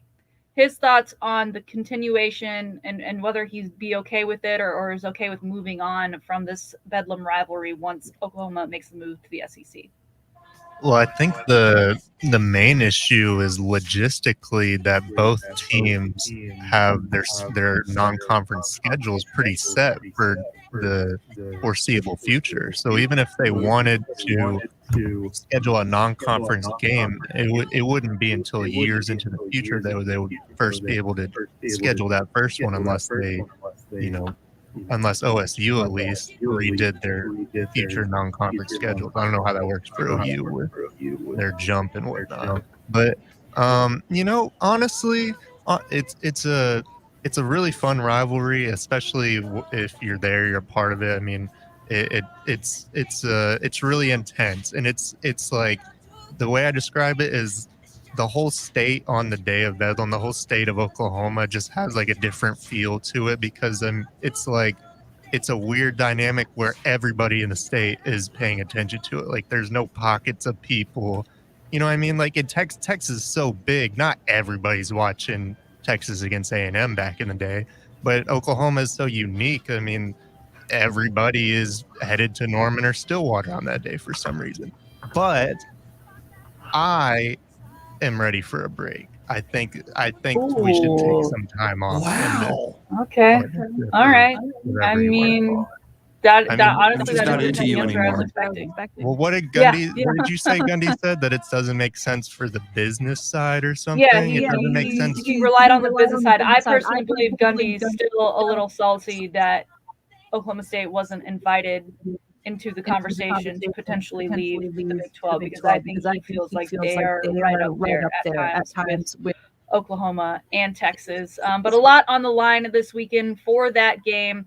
As I said, they'll meet this Saturday. They're both one-loss teams, and they're both looking to make that Big 12 championship. So if Oklahoma wins, the two teams will meet next week in the Big 12 title game in Arlington. If Oklahoma loses to Oklahoma State and Baylor falls to Texas Tech, it will also force a Bedlam rematch in Arlington. So lots of ways this could go. So even though Bedlam might be coming to an end in the near future, we may get two of them this year with that Big 12 championship matchup. All right, moving on. We're going to talk some Baker Mayfield. Of course, he considers himself an Austinite. He's from Lake Travis, so we can beg to differ on that.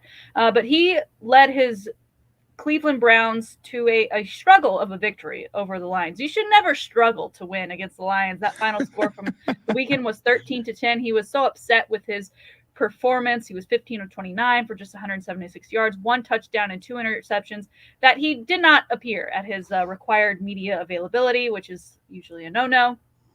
When he did return for media availability the next day, he was talking about how he didn't owe the media anything. He only owes stuff to his teammates.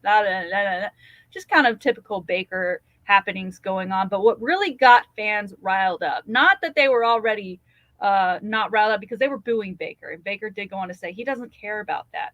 But his wife doing things on social media she should probably either A, not do, or just, maybe before you share something, you look at it, Chris, because she was sharing some pictures that she had been tagged in, and they were praising Baker Mayfield, except one that she ended up sharing, she did not realize that it said, take a hint and get tougher, in talks in regards to the rest of the team. It was a disparaging comment of a photo towards the rest of the Browns. So she actually had to release an apology last night via her Twitter. She said, I repost many stories that fans tagged me, and I saw one pic post as a salute to Baker's toughness and grit. I did not see where it said the rest of the team should take a hint and get tougher. It came to my attention and I deleted it. They are all beyond tough and all have my support.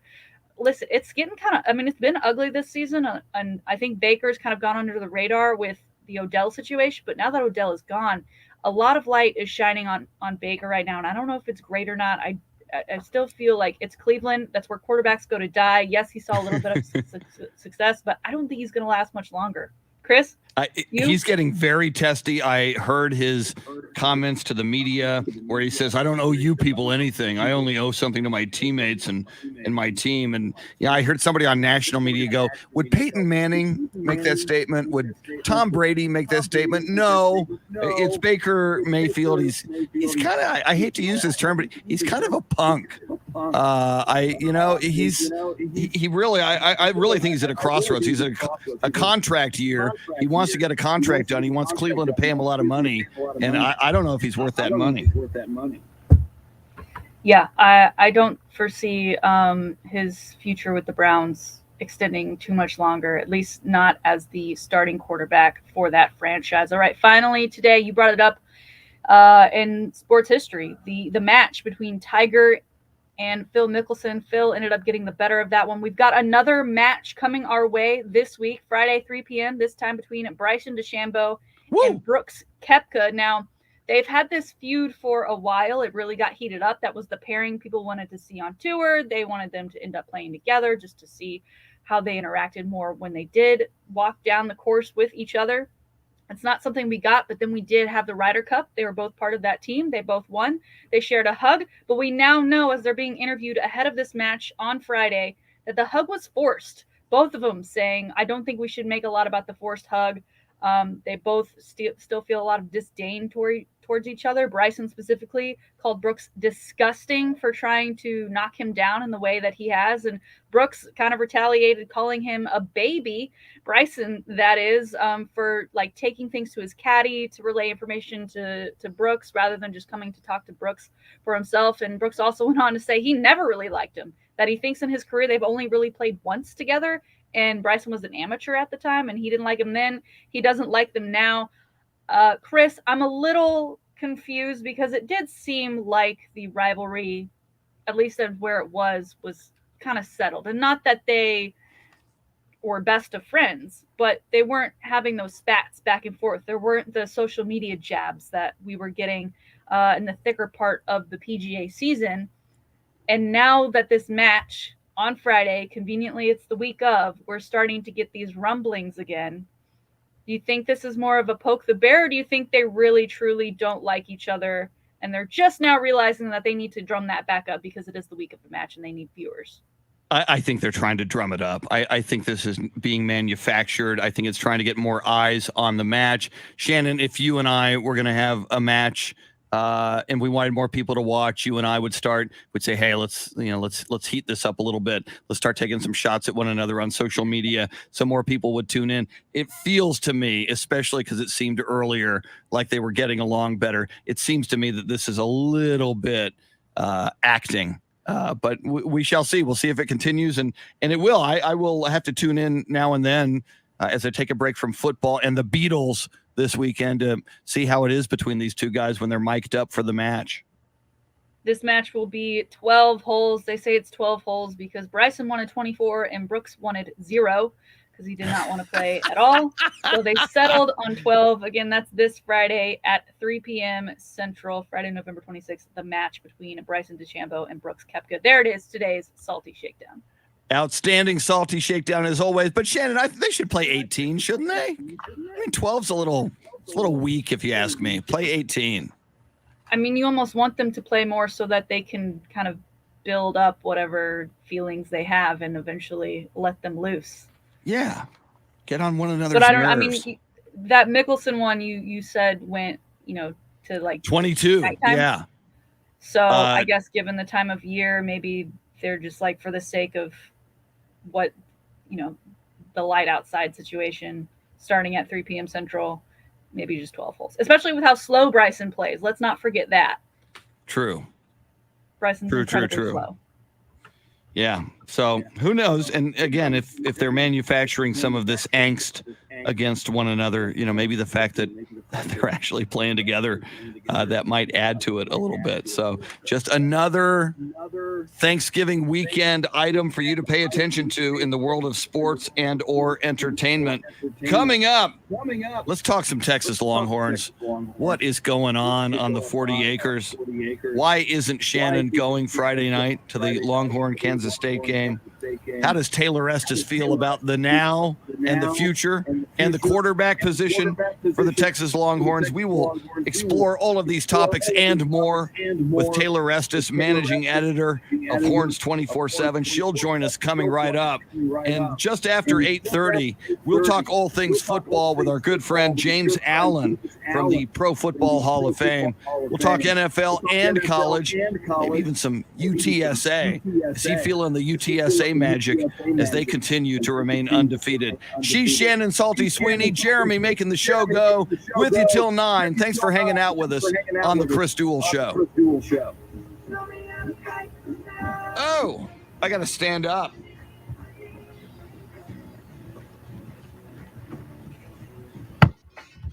I'm just a little spent.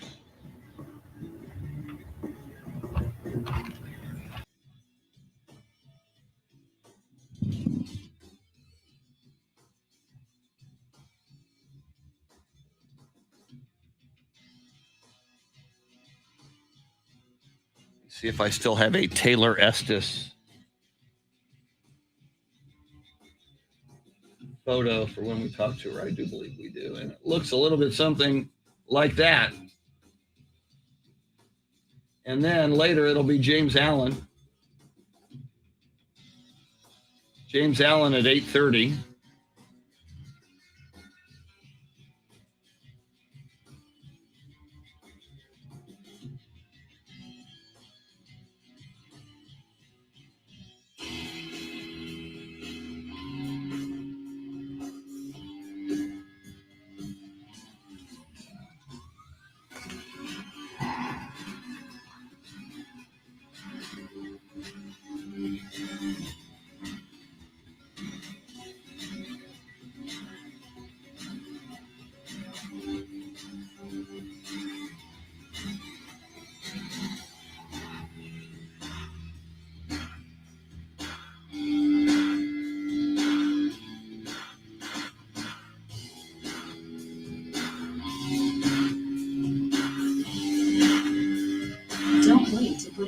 immensely. Shop Mattress Firm's Black Friday sale and wake up a better you. Save up to $500 when you get a king bed for the price of a queen or a queen for a twin.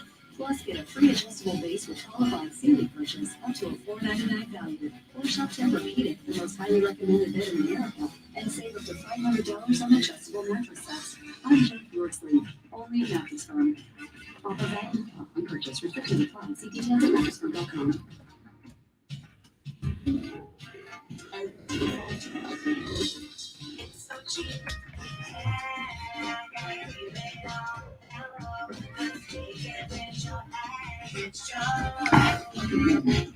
John, I do have to get Walter Pasacreta back on the show. This week's a little tough because it's a 3-day week. So normally we have James Allen on Fridays. We moved him up to today's. There's less slots available this week because it's a 3-day week for us. Tomorrow we're going to have Andy Everett on the show, obviously, because UTSA is such a big story. Andy's normally on Thursday. We're going to move him up to tomorrow. Tomorrow we got to do our football picks.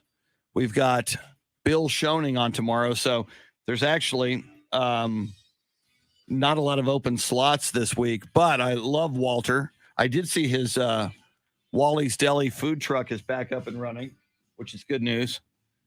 So I think I'm going to go back to iced tea. I'm burning out on the coffee. So I need some ice for my iced tea.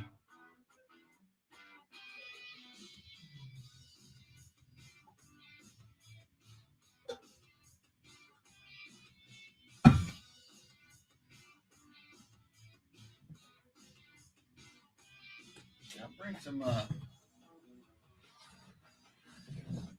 that tough Spurs loss. How about a little Bryn Forbes sitting in for me? Like you can barely see him. So in fact, we'll do that and give you Mike Taylor.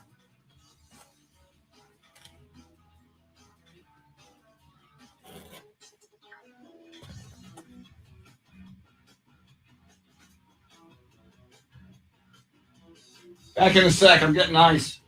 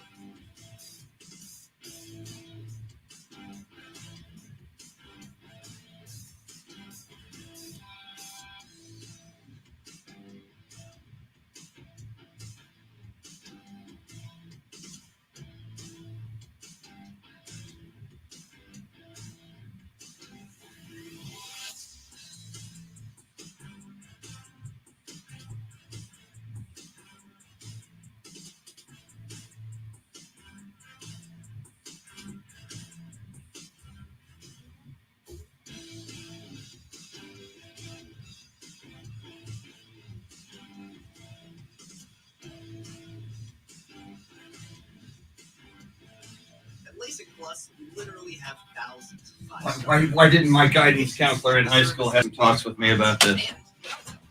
So we decided to check. So what do you call a nun who walks in her sleep? A nun who walks in her sleep. I do not know. A Roman Catholic. Very nice. By the way, have you gotten the lyrics by Paul McCartney, the book? I have not. It looks good though. I bought it about a week and a half ago. Are you happy with it? Does it live up to expectations? So far, so good. I'm only on the beach right now because they're all in alphabetical order. Okay. There's a long intro to read, or forward, and all that stuff. Wow. Something about some history. It's very good. I'm on the beach so far. So Yeah. But what's missing though, and I found this very interesting.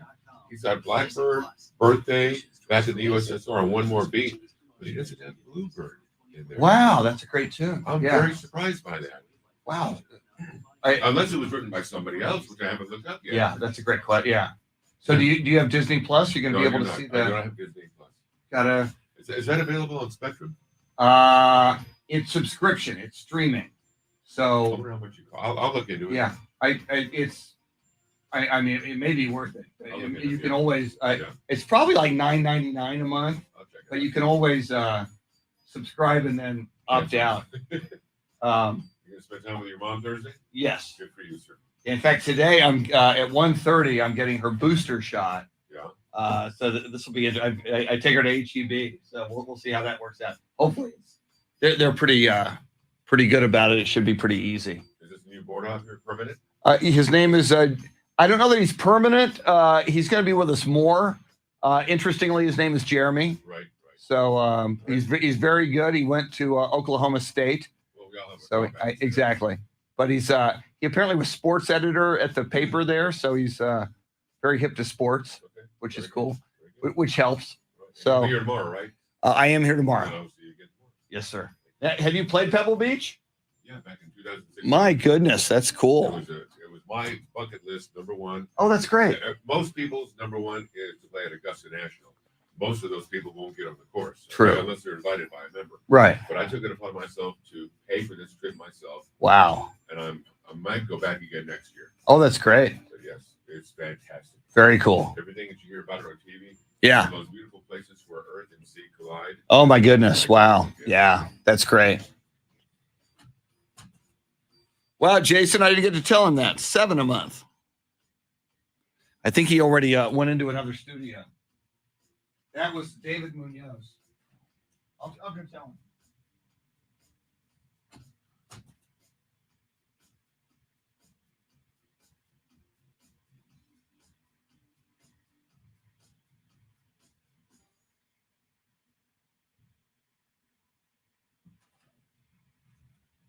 Here we go.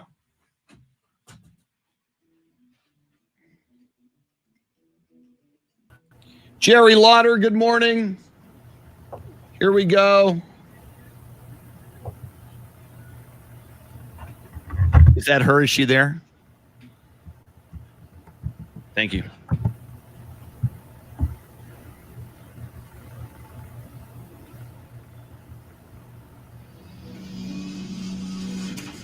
Now, Chris Duel. It is Tuesday. It is a Taco Tuesday, but it is a pre-Thanksgiving Taco Tuesday. The Chris Duel Show with Shannon, Salty, Sweeney, Jeremy making the show go. And Shannon, before we bring on Taylor Estes, the managing editor of Horns 24/7, I have noticed this over the years in radio. By the time you get to Wednesday, and this was pre-COVID, now there is nobody in the building anyway. But by the time you'd go to work on Wednesday, there'd be nobody in the building. Salespeople aren't there, management are not there. Just a couple of whoever has to do a radio show, which is usually me. So, but are you in like weekend Thanksgiving slacker mode yet on a Tuesday, or does that kick in tomorrow? I think I am, just because I have family coming in town, staying with me beginning today for the next week. So I think I'm definitely in that mode. And not only like do we have Thursday, Friday off, but Wednesday is a half day. So I'm definitely there. But I'm not checked out. I'm very much here and present with you right now on this show, 6 to 9 a.m. San Antonio. Thank you. Thank you for not just, dogging the show. We sure do appreciate that. Somebody else who is here to talk Texas Longhorns with us. We love talking all things Longhorns with Taylor Estes. She is the managing editor of Horns 24/7.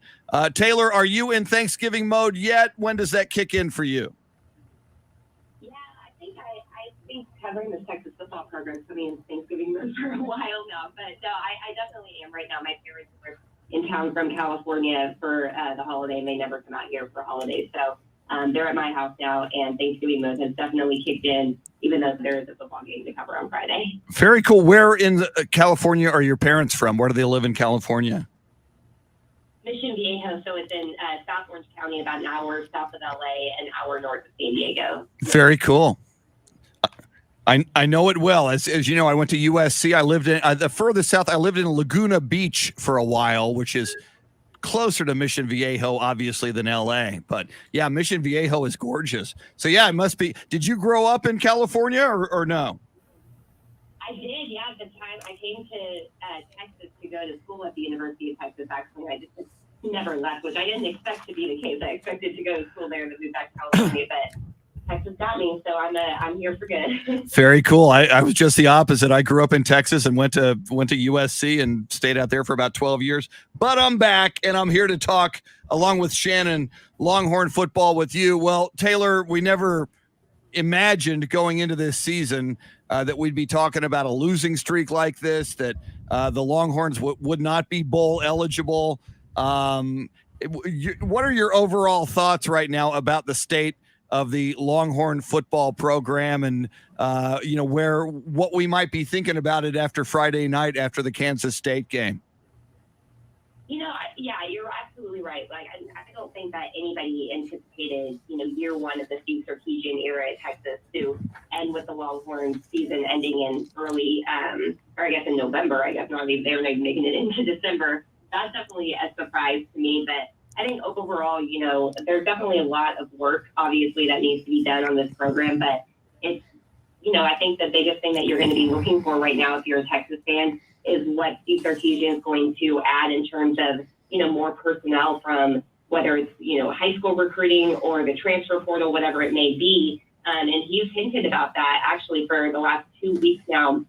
During his Monday press conference yesterday, he talked about the staff, reopening the quarterback competition going into 2022, potentially, him being potentially open to adding whether it's a transfer portal quarterback to the quarterback room or another high school quarterback recruit onto, a scholarship at Texas. But I think that's what you have to kind of look for right now is obviously the season is over. I mean, I know there is a game on Friday and the seniors, deserve at least for the team to kind of come out and try to play for them in that game. But the reality is the season ends this week. And, if you're a Texas fan, you've got to just look forward to the future. And that does start in December. I guess the one positive, quote unquote, you could say about Texas is with their season ending in November, the coaches will be able to really hit the road recruiting before that early signing period in December. And right now, the Texas staff has done a really pretty solid job with their recruiting class in 2022. I believe that they're ranked number 7 in 24/7 Sports composite team rankings. And there's still a lot of guys on the board that Texas is in the mix with, including offensive linemen. And then now, with the hints that they're going to go to the transfer portal for quarterback. So right now, if you're a Texas fan, I think you're really just looking ahead and probably wanting to erase what happened in 2021 from your memory. Taylor, you mentioned the transfer portal and Texas likely going to be digging around for a quarterback to pull out of there. After what we've seen from Casey Thompson, Hudson Card, it's been a pretty strange season. I think the mindset was that Hudson Card wasn't even going to take the field against West Virginia. Of course, he got some time and played pretty well when he was in there. But given there still is that game on Friday, and Texas fans, and I'm sure that Texas team does want to end the season on a high note and win this one, what's the situation there? Are we going to see both of them again? Are they both seem kind of injured towards the end of that West Virginia game? What are we thinking about quarterback for Friday? Yeah, I mean, right now it's day to day, but for Casey Thompson and Hudson Card, Steve Sarkisian was asked about that yesterday during his press conference.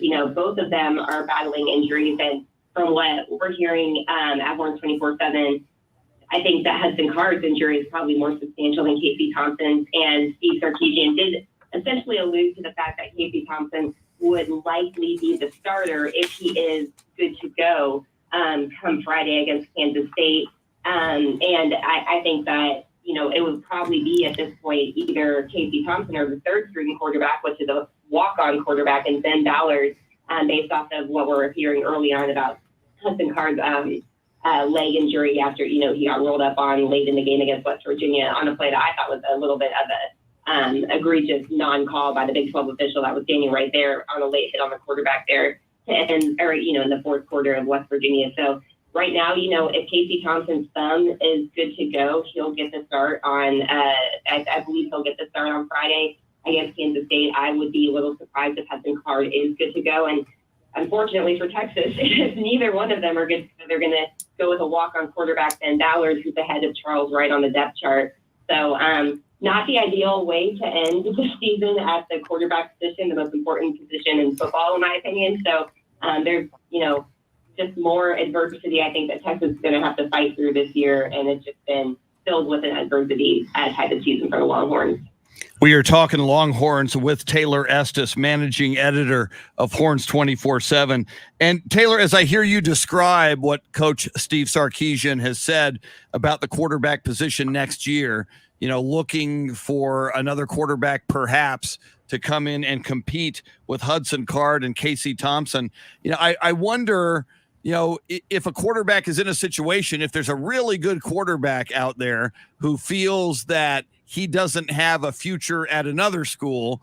And I brought up Spencer Rattler to Shannon earlier in the show. And I don't know that I'm talking about Spencer Rattler specifically, but just kind of using him as an example, a guy who came in highly touted, a guy who now clearly believes in himself and believes that he can shine at another program. But with the way that Sark is framing it, we're going to open up the quarterback competition. So it would be Hudson Card, Casey Thompson, and then whoever the new guy may be if he comes from the transfer portal. I'm wondering if that might just look like it's too crowded of a competition for a really good quarterback coming through the transfer portal, or is that just the nature of the beast? It's, if you're going to go somewhere, you're going to have to compete for the job. Do you think Sark would have to maybe either make promises or convince a quarterback to come over that he'd have a very legitimate shot at winning this competition?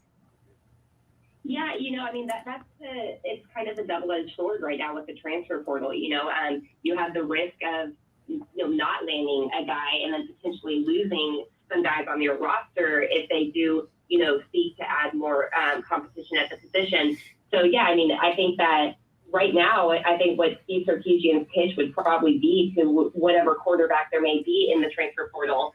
And what you said hypothetically with Spencer Rattler would probably be, obviously no quarterback on campus really took the job and ran with it. And the quarterback play, if anything, has regressed this season. So that goes to show, I don't necessarily believe that, or Sark could say that he doesn't know if the guy is on campus. And I think that's probably what you would have to do. I'm not sure if he would, be willing to make promises to any type of quarterback at this point. I especially don't think he would be making any promises to quarterbacks on the roster based off of what, the performances in this season by Hudson Card and Casey Thompson. But yeah, it's very tricky, I think, especially with the quarterback position. There's only one ball in college football. It's not a position that has multiple openings on it, whether you're an offensive lineman or a receiver, even, other positions have multiple guys in the field. Quarterback, there's only one. So Steve Sarkisian, he gets paid a lot of money to make these types of decisions, and he's done a really good job in his past of, being able to keep quarterbacks engaged while they're on campus. You go back to last season, at Alabama, and, his decision to go with Mac Jones over to highly touted Bryce Young.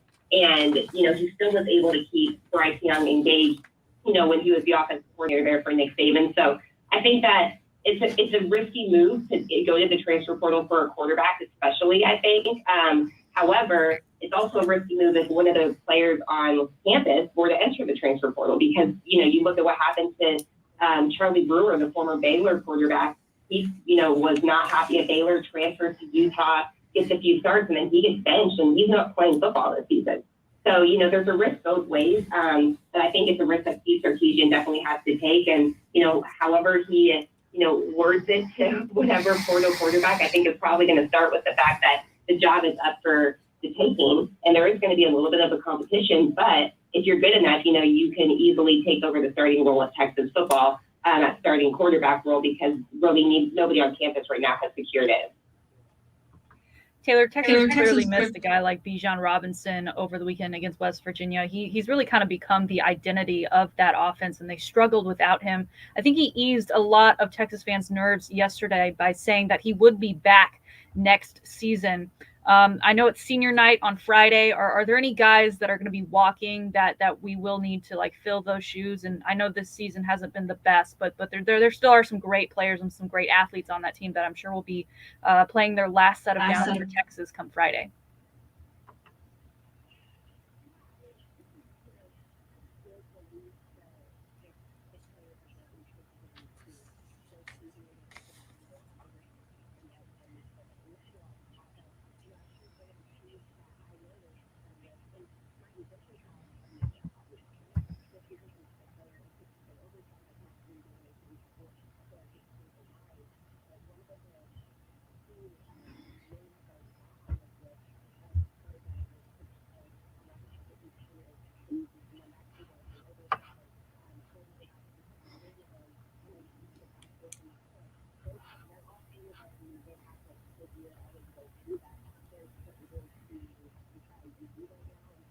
Those are some three guys to keep an eye on who may come back.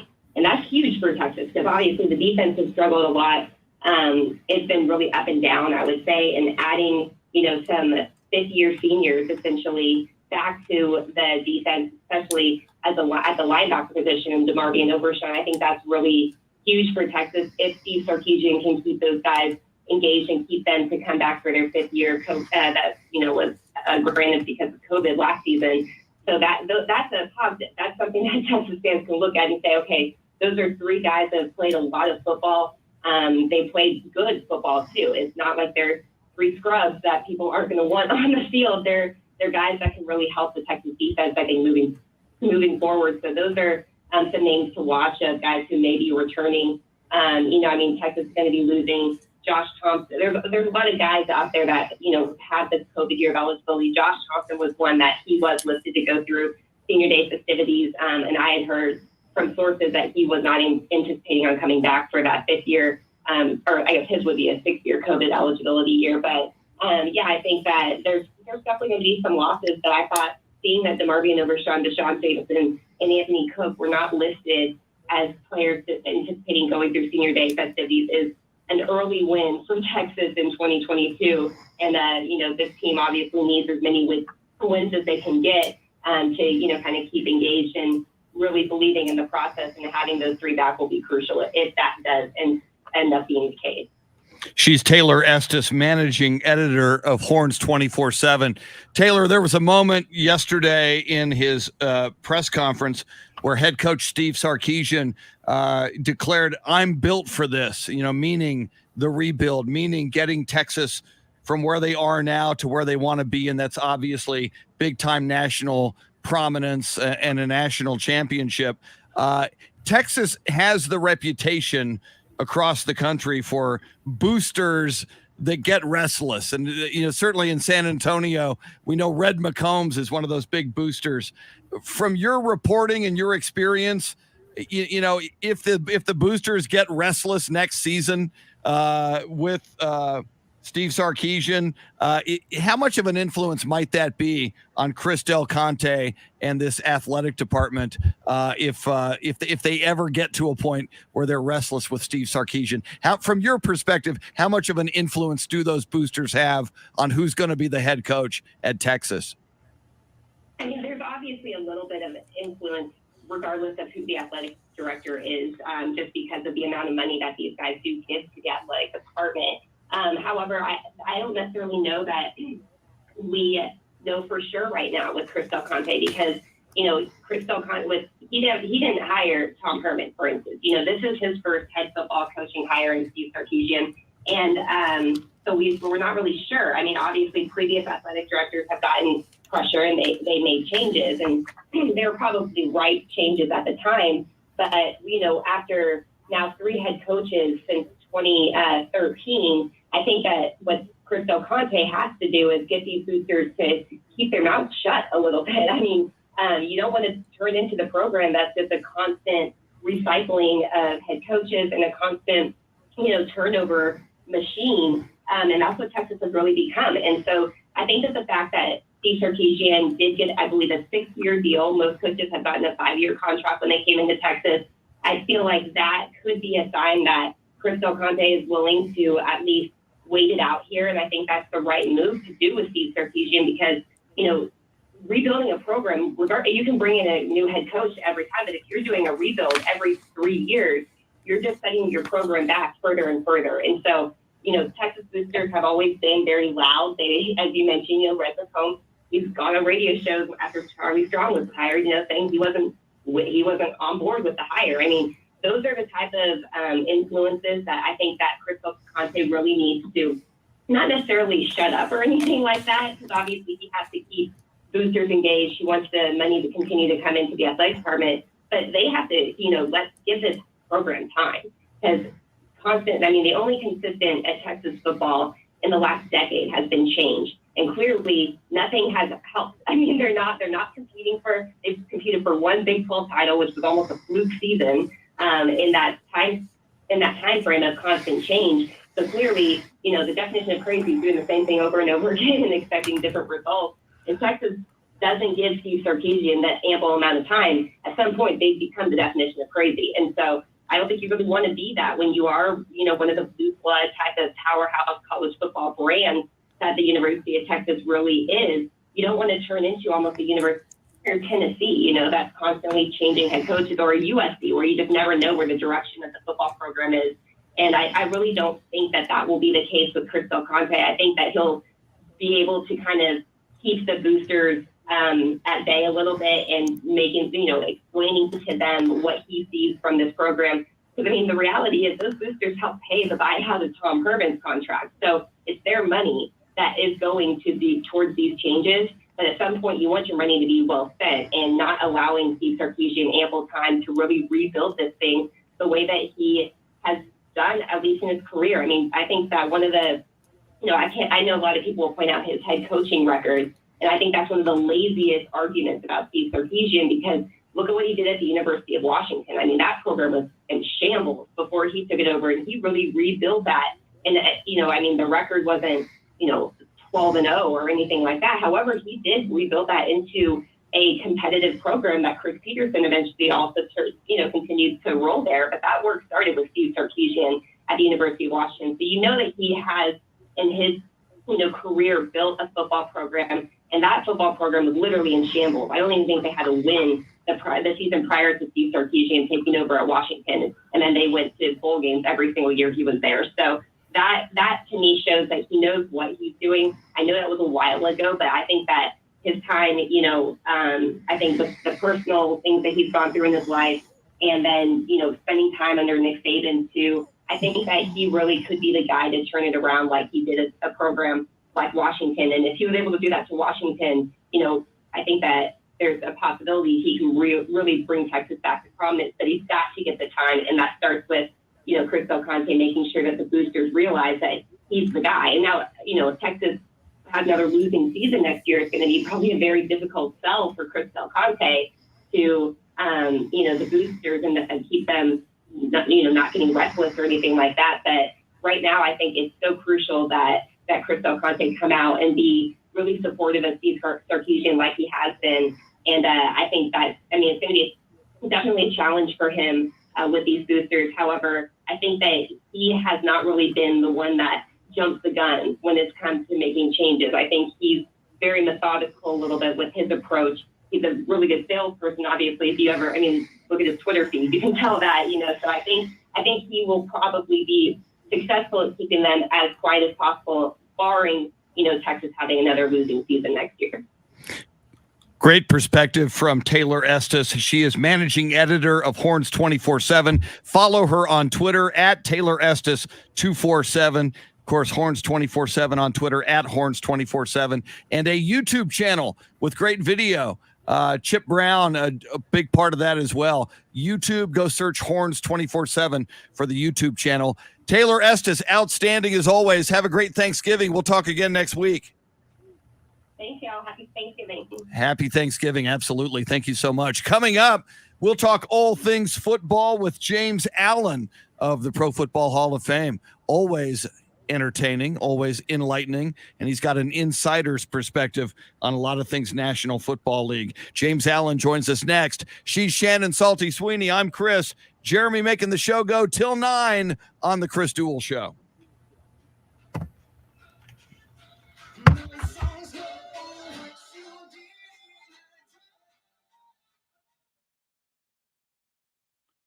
All right. Went 3 minutes over on that. Not good. But it happens.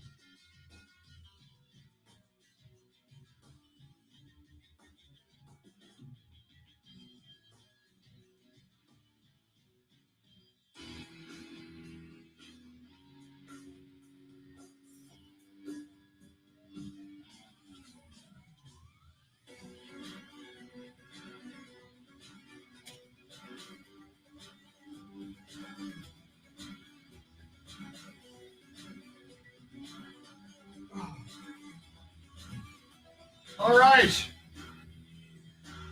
Woo! Woo!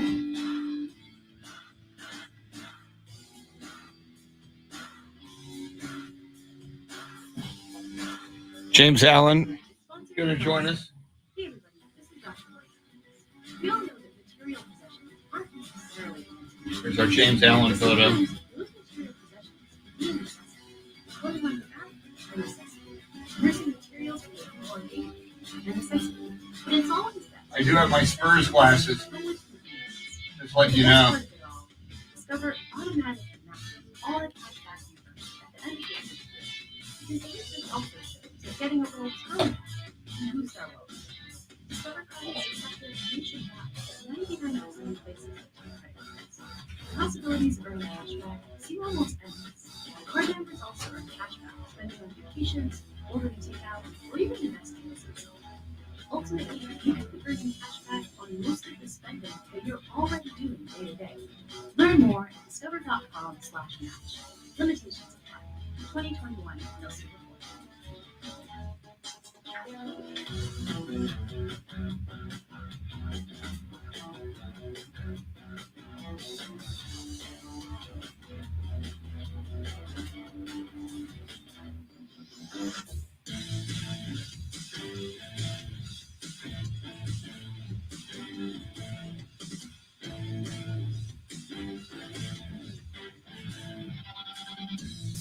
BC Powder knows life pushes us to the max. Work to the max. Family to the max. It can all mean pain to the max. So BC introduces new BC Max Strength. New BC Max relieves tough headaches and body pain at the speed of powder. Nothing stronger on pain without a prescription. Pain to the max. New BC Max in a great tasting lemonade flavor. Don't wait to put an end to junk sleep. Shop Mattress Firm's Black Friday sale and wake up a better you. Save up to $500 when you get a king bed for the price of a queen or a queen for a twin. Plus, get a free adjustable base with qualifying seating purchase up to a $4.99 value. Or shop Tempur-Pedic, the most highly recommended bed in America, and save up to $500 on adjustable mattress sets. Unjunk your sleep, only at Mattress Firm. Offer valid and qualifying purchase. Restrictions apply. See details at mattressfirm.com. Inspired by Stephen Holmes' surprising favorites. It's so cheap. Yeah, I got a craving all that I love. Let's take it at your average Joe.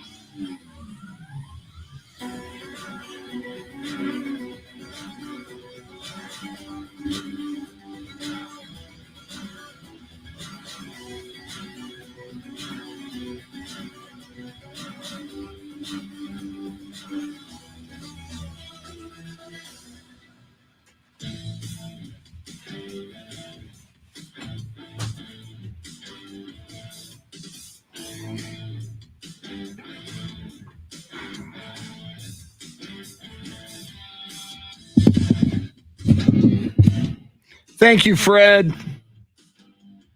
Fred, you said earlier you like the Beatles shirt. Thank you very much.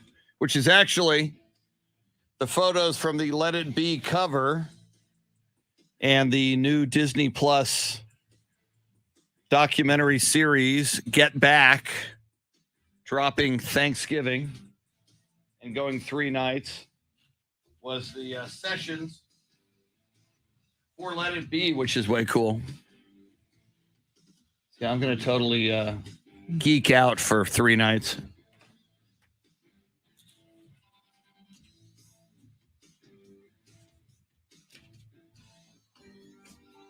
James Allen going to join us. There's James from the Pro Football Hall of Fame.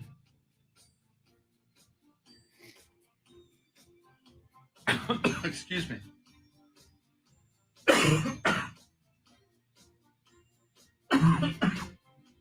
Wow.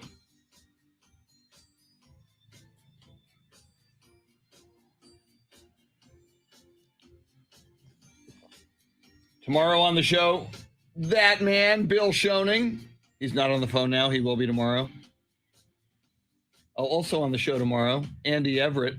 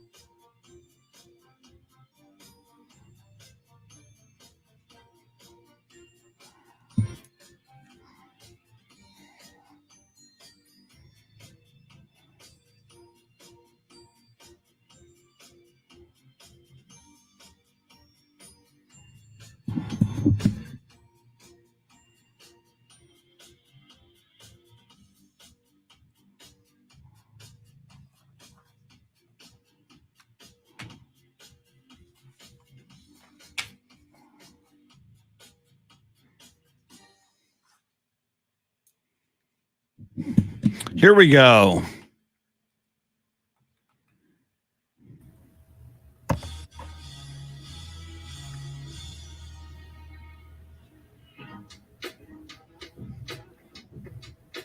You got him. Cool, man. Thanks. We're back. It's the Chris Duel Show with Shannon, Salty, Sweeney. Join in by dialing 1-800-707-9760. Welcome back. We are 2 days away from Thanksgiving and Thanksgiving weekend, and that means lots and lots of football. And when it comes to football, one of our favorite guys to talk football with on all levels, NFL, college, high school, throwing the football around in your backyard or front yard on Thanksgiving. Great guy to talk football with. James Allen, board member of the Pro Football Hall of Fame, who is now on the selection committee. He's a voter for the Pro Football Hall of Fame as far as new enshrinees. James Allen, how are you on this Tuesday? Good morning, Chris. Good morning, Shannon. Before we forget, happy Thanksgiving to both you guys and all your family and friends. Well, thank you so much, James. And I know you're a big Dallas Cowboys fan, and I've met your parents. It was an honor to meet them in Canton, Ohio, at the Pro Football Hall of Fame. I've met your family as well. Does your family on Thanksgiving plan its meal and its activities around the Dallas Cowboys football game? Do you first say, all right, when do the Cowboys play, and then we'll figure out what else we're doing? The Cowboys will definitely be on. It's been on since I came out of the womb. It's just whatever we're doing, everything stops and we watch the Cowboys game. No question. So you, as an Aggie alumni and supporter, I'm sure you miss having that game on Thanksgiving as well, or even on Black Friday when they ended up moving it. Do you still feel an absence when this time of year rolls around in your heart of hearts? I really do. I mean, I've quoted Red McCombs 100 times on this show, but I just miss. It became a Texas tradition, and I do miss that.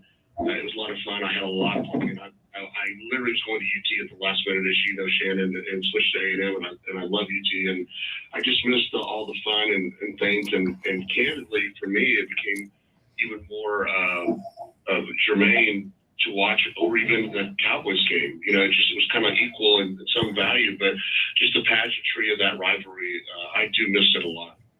Do you think, James, knowing what you know, and you run in big circles with A&M and Texas and Red McCombs and all those people, do you think now that Texas is headed to the SEC, do you foresee a day when that rivalry is back and hopefully back on Thanksgiving weekend like it was for decades and decades and decades? No question about it.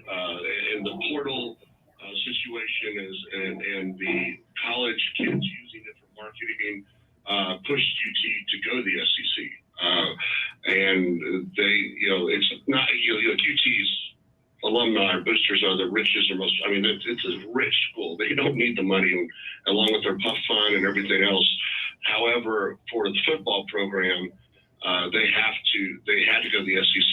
SEC is richer than all the other conferences put together. Their television contract, I think, UT, when they come in Oklahoma, it boosts the average revenue to each school in the SEC to $40 million a year now, if you can believe that, to 60 something when UT and Oklahoma come.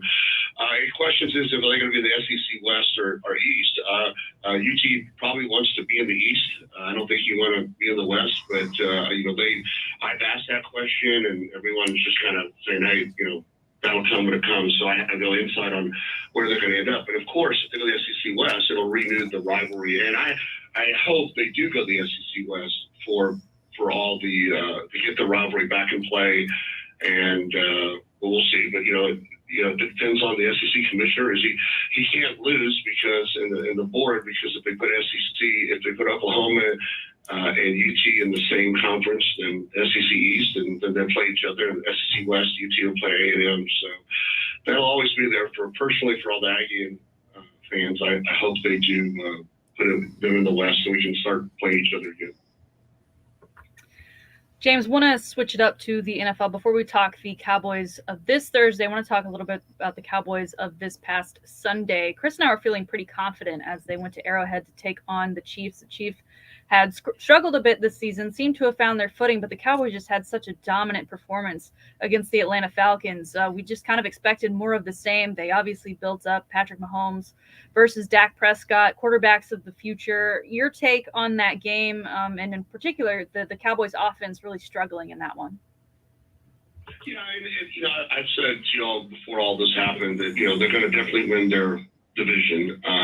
It's one of the either the easiest or second easiest division for them. They're going to walk away with that. But as I told y'all, when you have to face like the Chiefs, which is one of the top power ranking teams, you're going to know where you are for the playoffs. And I will say this on the Cowboys' behalf. Obviously, when you're out with Amari Cooper and then CeeDee Lamb goes out, they really had to.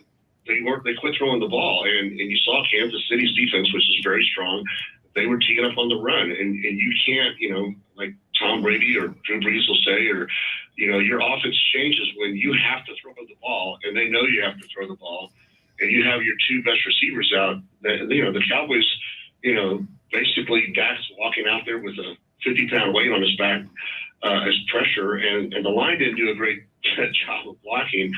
So, I'm not trying to be a homer where I'm not looking at the negative for the sake of the Cowboys.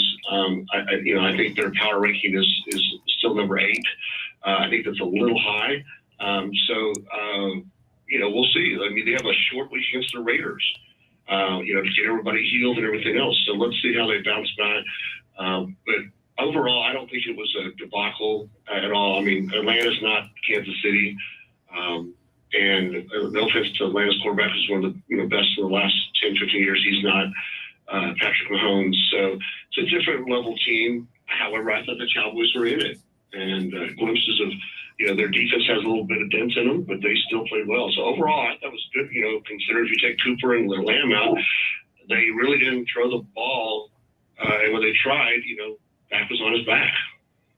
James Allen with the Pro Football Hall of Fame talking football with us. And James, given your connection to the Pro Football Hall of Fame, you've got relationships with the greatest players and coaches in football history. And an argument is certainly being made for a man whose bust will be in Canton as the greatest coach ever. That would be Bill Belichick of the New England Patriots. As we speak this morning, Belichick has the Patriots back atop the AFC East at 7-4. They've got a half-game lead over Buffalo, who is 6-4. Do you see this season, after losing Tom Brady a year ago and going with Cam Newton last year, then drafting Mac Jones and coaching a rookie to now lead the New England Patriots, at least for the moment, alone atop the AFC East, and it certainly looks like a playoff team headed for the playoffs somewhere down the line in the New England Patriots. How much of this do you think is Bill Belichick, and does this even just further add to his legacy as a great football coach? I talked to the coach one-on-one. He was part of the selection committee we did for the 100-year anniversary in 2020. He reminds me somewhat of Pop. He just loves the game. I mean, he what he did with the Jets, what he did with the Browns is where he really made his name. The guy he is football. I mean, that's what he loves. He doesn't need the money. He doesn't need the accolades. He is going to be in the Pro Football Hall of Fame, first round, no questions asked. He just loves the game. He just loves the strategies, and he loves trying to outthink his opponents. That's what he's been all his life. Even as assistant coach, when you had to work for guys like Bill Parcells, who does not fade any, he took him from the special teams and made him a coordinator. And that's no big feat, because he said, Bill, he just lives in the tape room. He lives in everything else. I don't see Bill, I don't know him personally. I talked to him. But, when he said, I will be on the blue ribbon selection thing while he's making a Super Bowl run, I don't know of any coach that would take that time out. And that defined Coach Belichick for me. you're going to be on the selection committee and be in these meetings. And by the way, extremely engaging and highly intelligent while you're going for a Super Bowl run. He just loves football. So I can't speak for that, but what else is he going to do? He just loves what he does. And Robert Kraft and him, except for the whole Brady, quarterback second string thing, have gotten along great. And, and Robert Kraft's a very patient man with Bill. James, last night it was Tampa Bay versus the Giants in Tampa. Tampa ended up taking that one. But in the middle of the game, John Lynch received his Hall of Fame ring. So he gets his Hall of Fame jacket and his bust earlier in the year. Now, for folks that don't know, what's the significance of that ring, and why give it to him in such a way like they did last night? Yeah, so with the Hall of Fame, Kay Jewelers gives this massive Super Bowl size ring, which the players, I can't speak to them, the Gold Jackets, about being over a Super Bowl ring, but they love it. And what we decided to do when they have games in front of their home crowd, we're going to bring them all out and start. We've been handing out these rings to all the Hall of Famers, and I can tell you, talking to many Gold Jackets, they love that ring. And of course, the people that don't have a Super Bowl ring, it's a huge ring with diamonds in it. Kay Jewelers goes all out. And of course, David Baker, although has resigned, he's still the face, handing out those things and having all the players and the fans and the players. It's like one more time of glory, one more time of awards. And it's like one Hall of Famer says, I love the bust, but I love this ring because it goes everywhere I go. And as a side note, kind of tangible, we actually give them a special thing that when a Hall of Famer dies, it goes in, that they can put it, most of them put them in their casket or on their casket, a special medallion as well. So, we want to take them all the way from start to finish. You get your gold jacket, you get your ring, you come back every year, and then on the way out the door, we help you out as well. So, including we do stuff with widows, et cetera, et cetera. So, Shannon, they love it. It's like a Super Bowl to them to get that big ring and then to get in front of their home crowd. So cool. James Allen, we are up against it here, but as always, we love having you on the show. You came on board this morning wishing us a happy Thanksgiving. Shannon and I and Jeremy want to wish you and your family a happy Thanksgiving as well. You've really elevated this show over the last several months. And we're thankful for you. We're thankful for all you do. You bring us insights into football that we would not otherwise have. So thank you for all you do, and hope you and your family have just a wonderful, wonderful Thanksgiving. Well, my mom and dad actually got their own radio to listen to you too, so they're listening this morning. So shout out to them. Shout out to Colt McCoy, UT alum. Did a great job for the Cardinals. Shout out to UTSA. Shout out to all you guys. And side note, DeMarcus Ware, your Cowboy. We're going to announce. I can't say anything, but DeMarcus is doing really well. And tomorrow at 1:00 we announce the final 25 for the Hall of Fame. So you got a Cowboy in the mix, and you guys have a happy Thanksgiving. Sounds great. James Allen on the board of the Pro Football Hall of Fame. James, thanks so much. We appreciate it. Yes, sir. All right. Shannon, one more day. So I mean, we'll be in total slacker mode tomorrow, right? We'll piece together a radio show, but yeah, we'll I may just bring my cardboard cutout, set it in the chair. You'll never know. It's not me. I do have a Mike Taylor cardboard cutout already, so we have Mike Taylor on the show during the breaks, which is great fun. If you want to listen to the real Mike Taylor 4 to 7, that would be a good idea. Shannon, outstanding as always. We will have our pre-Thanksgiving extravaganza tomorrow from 6 to 9. Yes, sir. Come with those favorite side dishes ready. I want to hear all about them. We'll be all over it. Jeremy, great job as always, sir. Appreciate your perspective on Bedlam. Great work as always. Thanks so much. Thank you. Thank you for having me. Let's do it again tomorrow if y'all are down. We are down. We'll do it again tomorrow. Taylor Estes from Horns 24/7, always outstanding. James Allen, who you just heard. Have yourself a great Taco Tuesday. Go out and get yourself a taco, because God knows you're going to eat a lot of turkey starting on Thursday, and then all those leftovers all weekend long. So you want to get your tacos in on Taco Tuesday. Have yourself a great day. We will see you in 21 hours. Adios, amigos.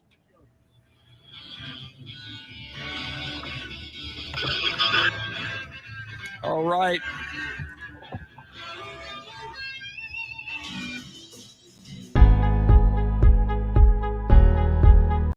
Woo.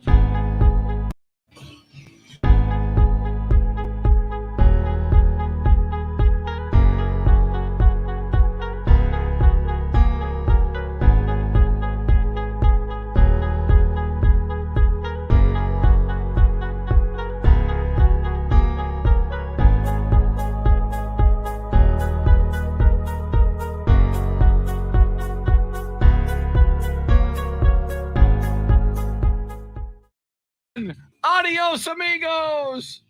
Have a great Tuesday.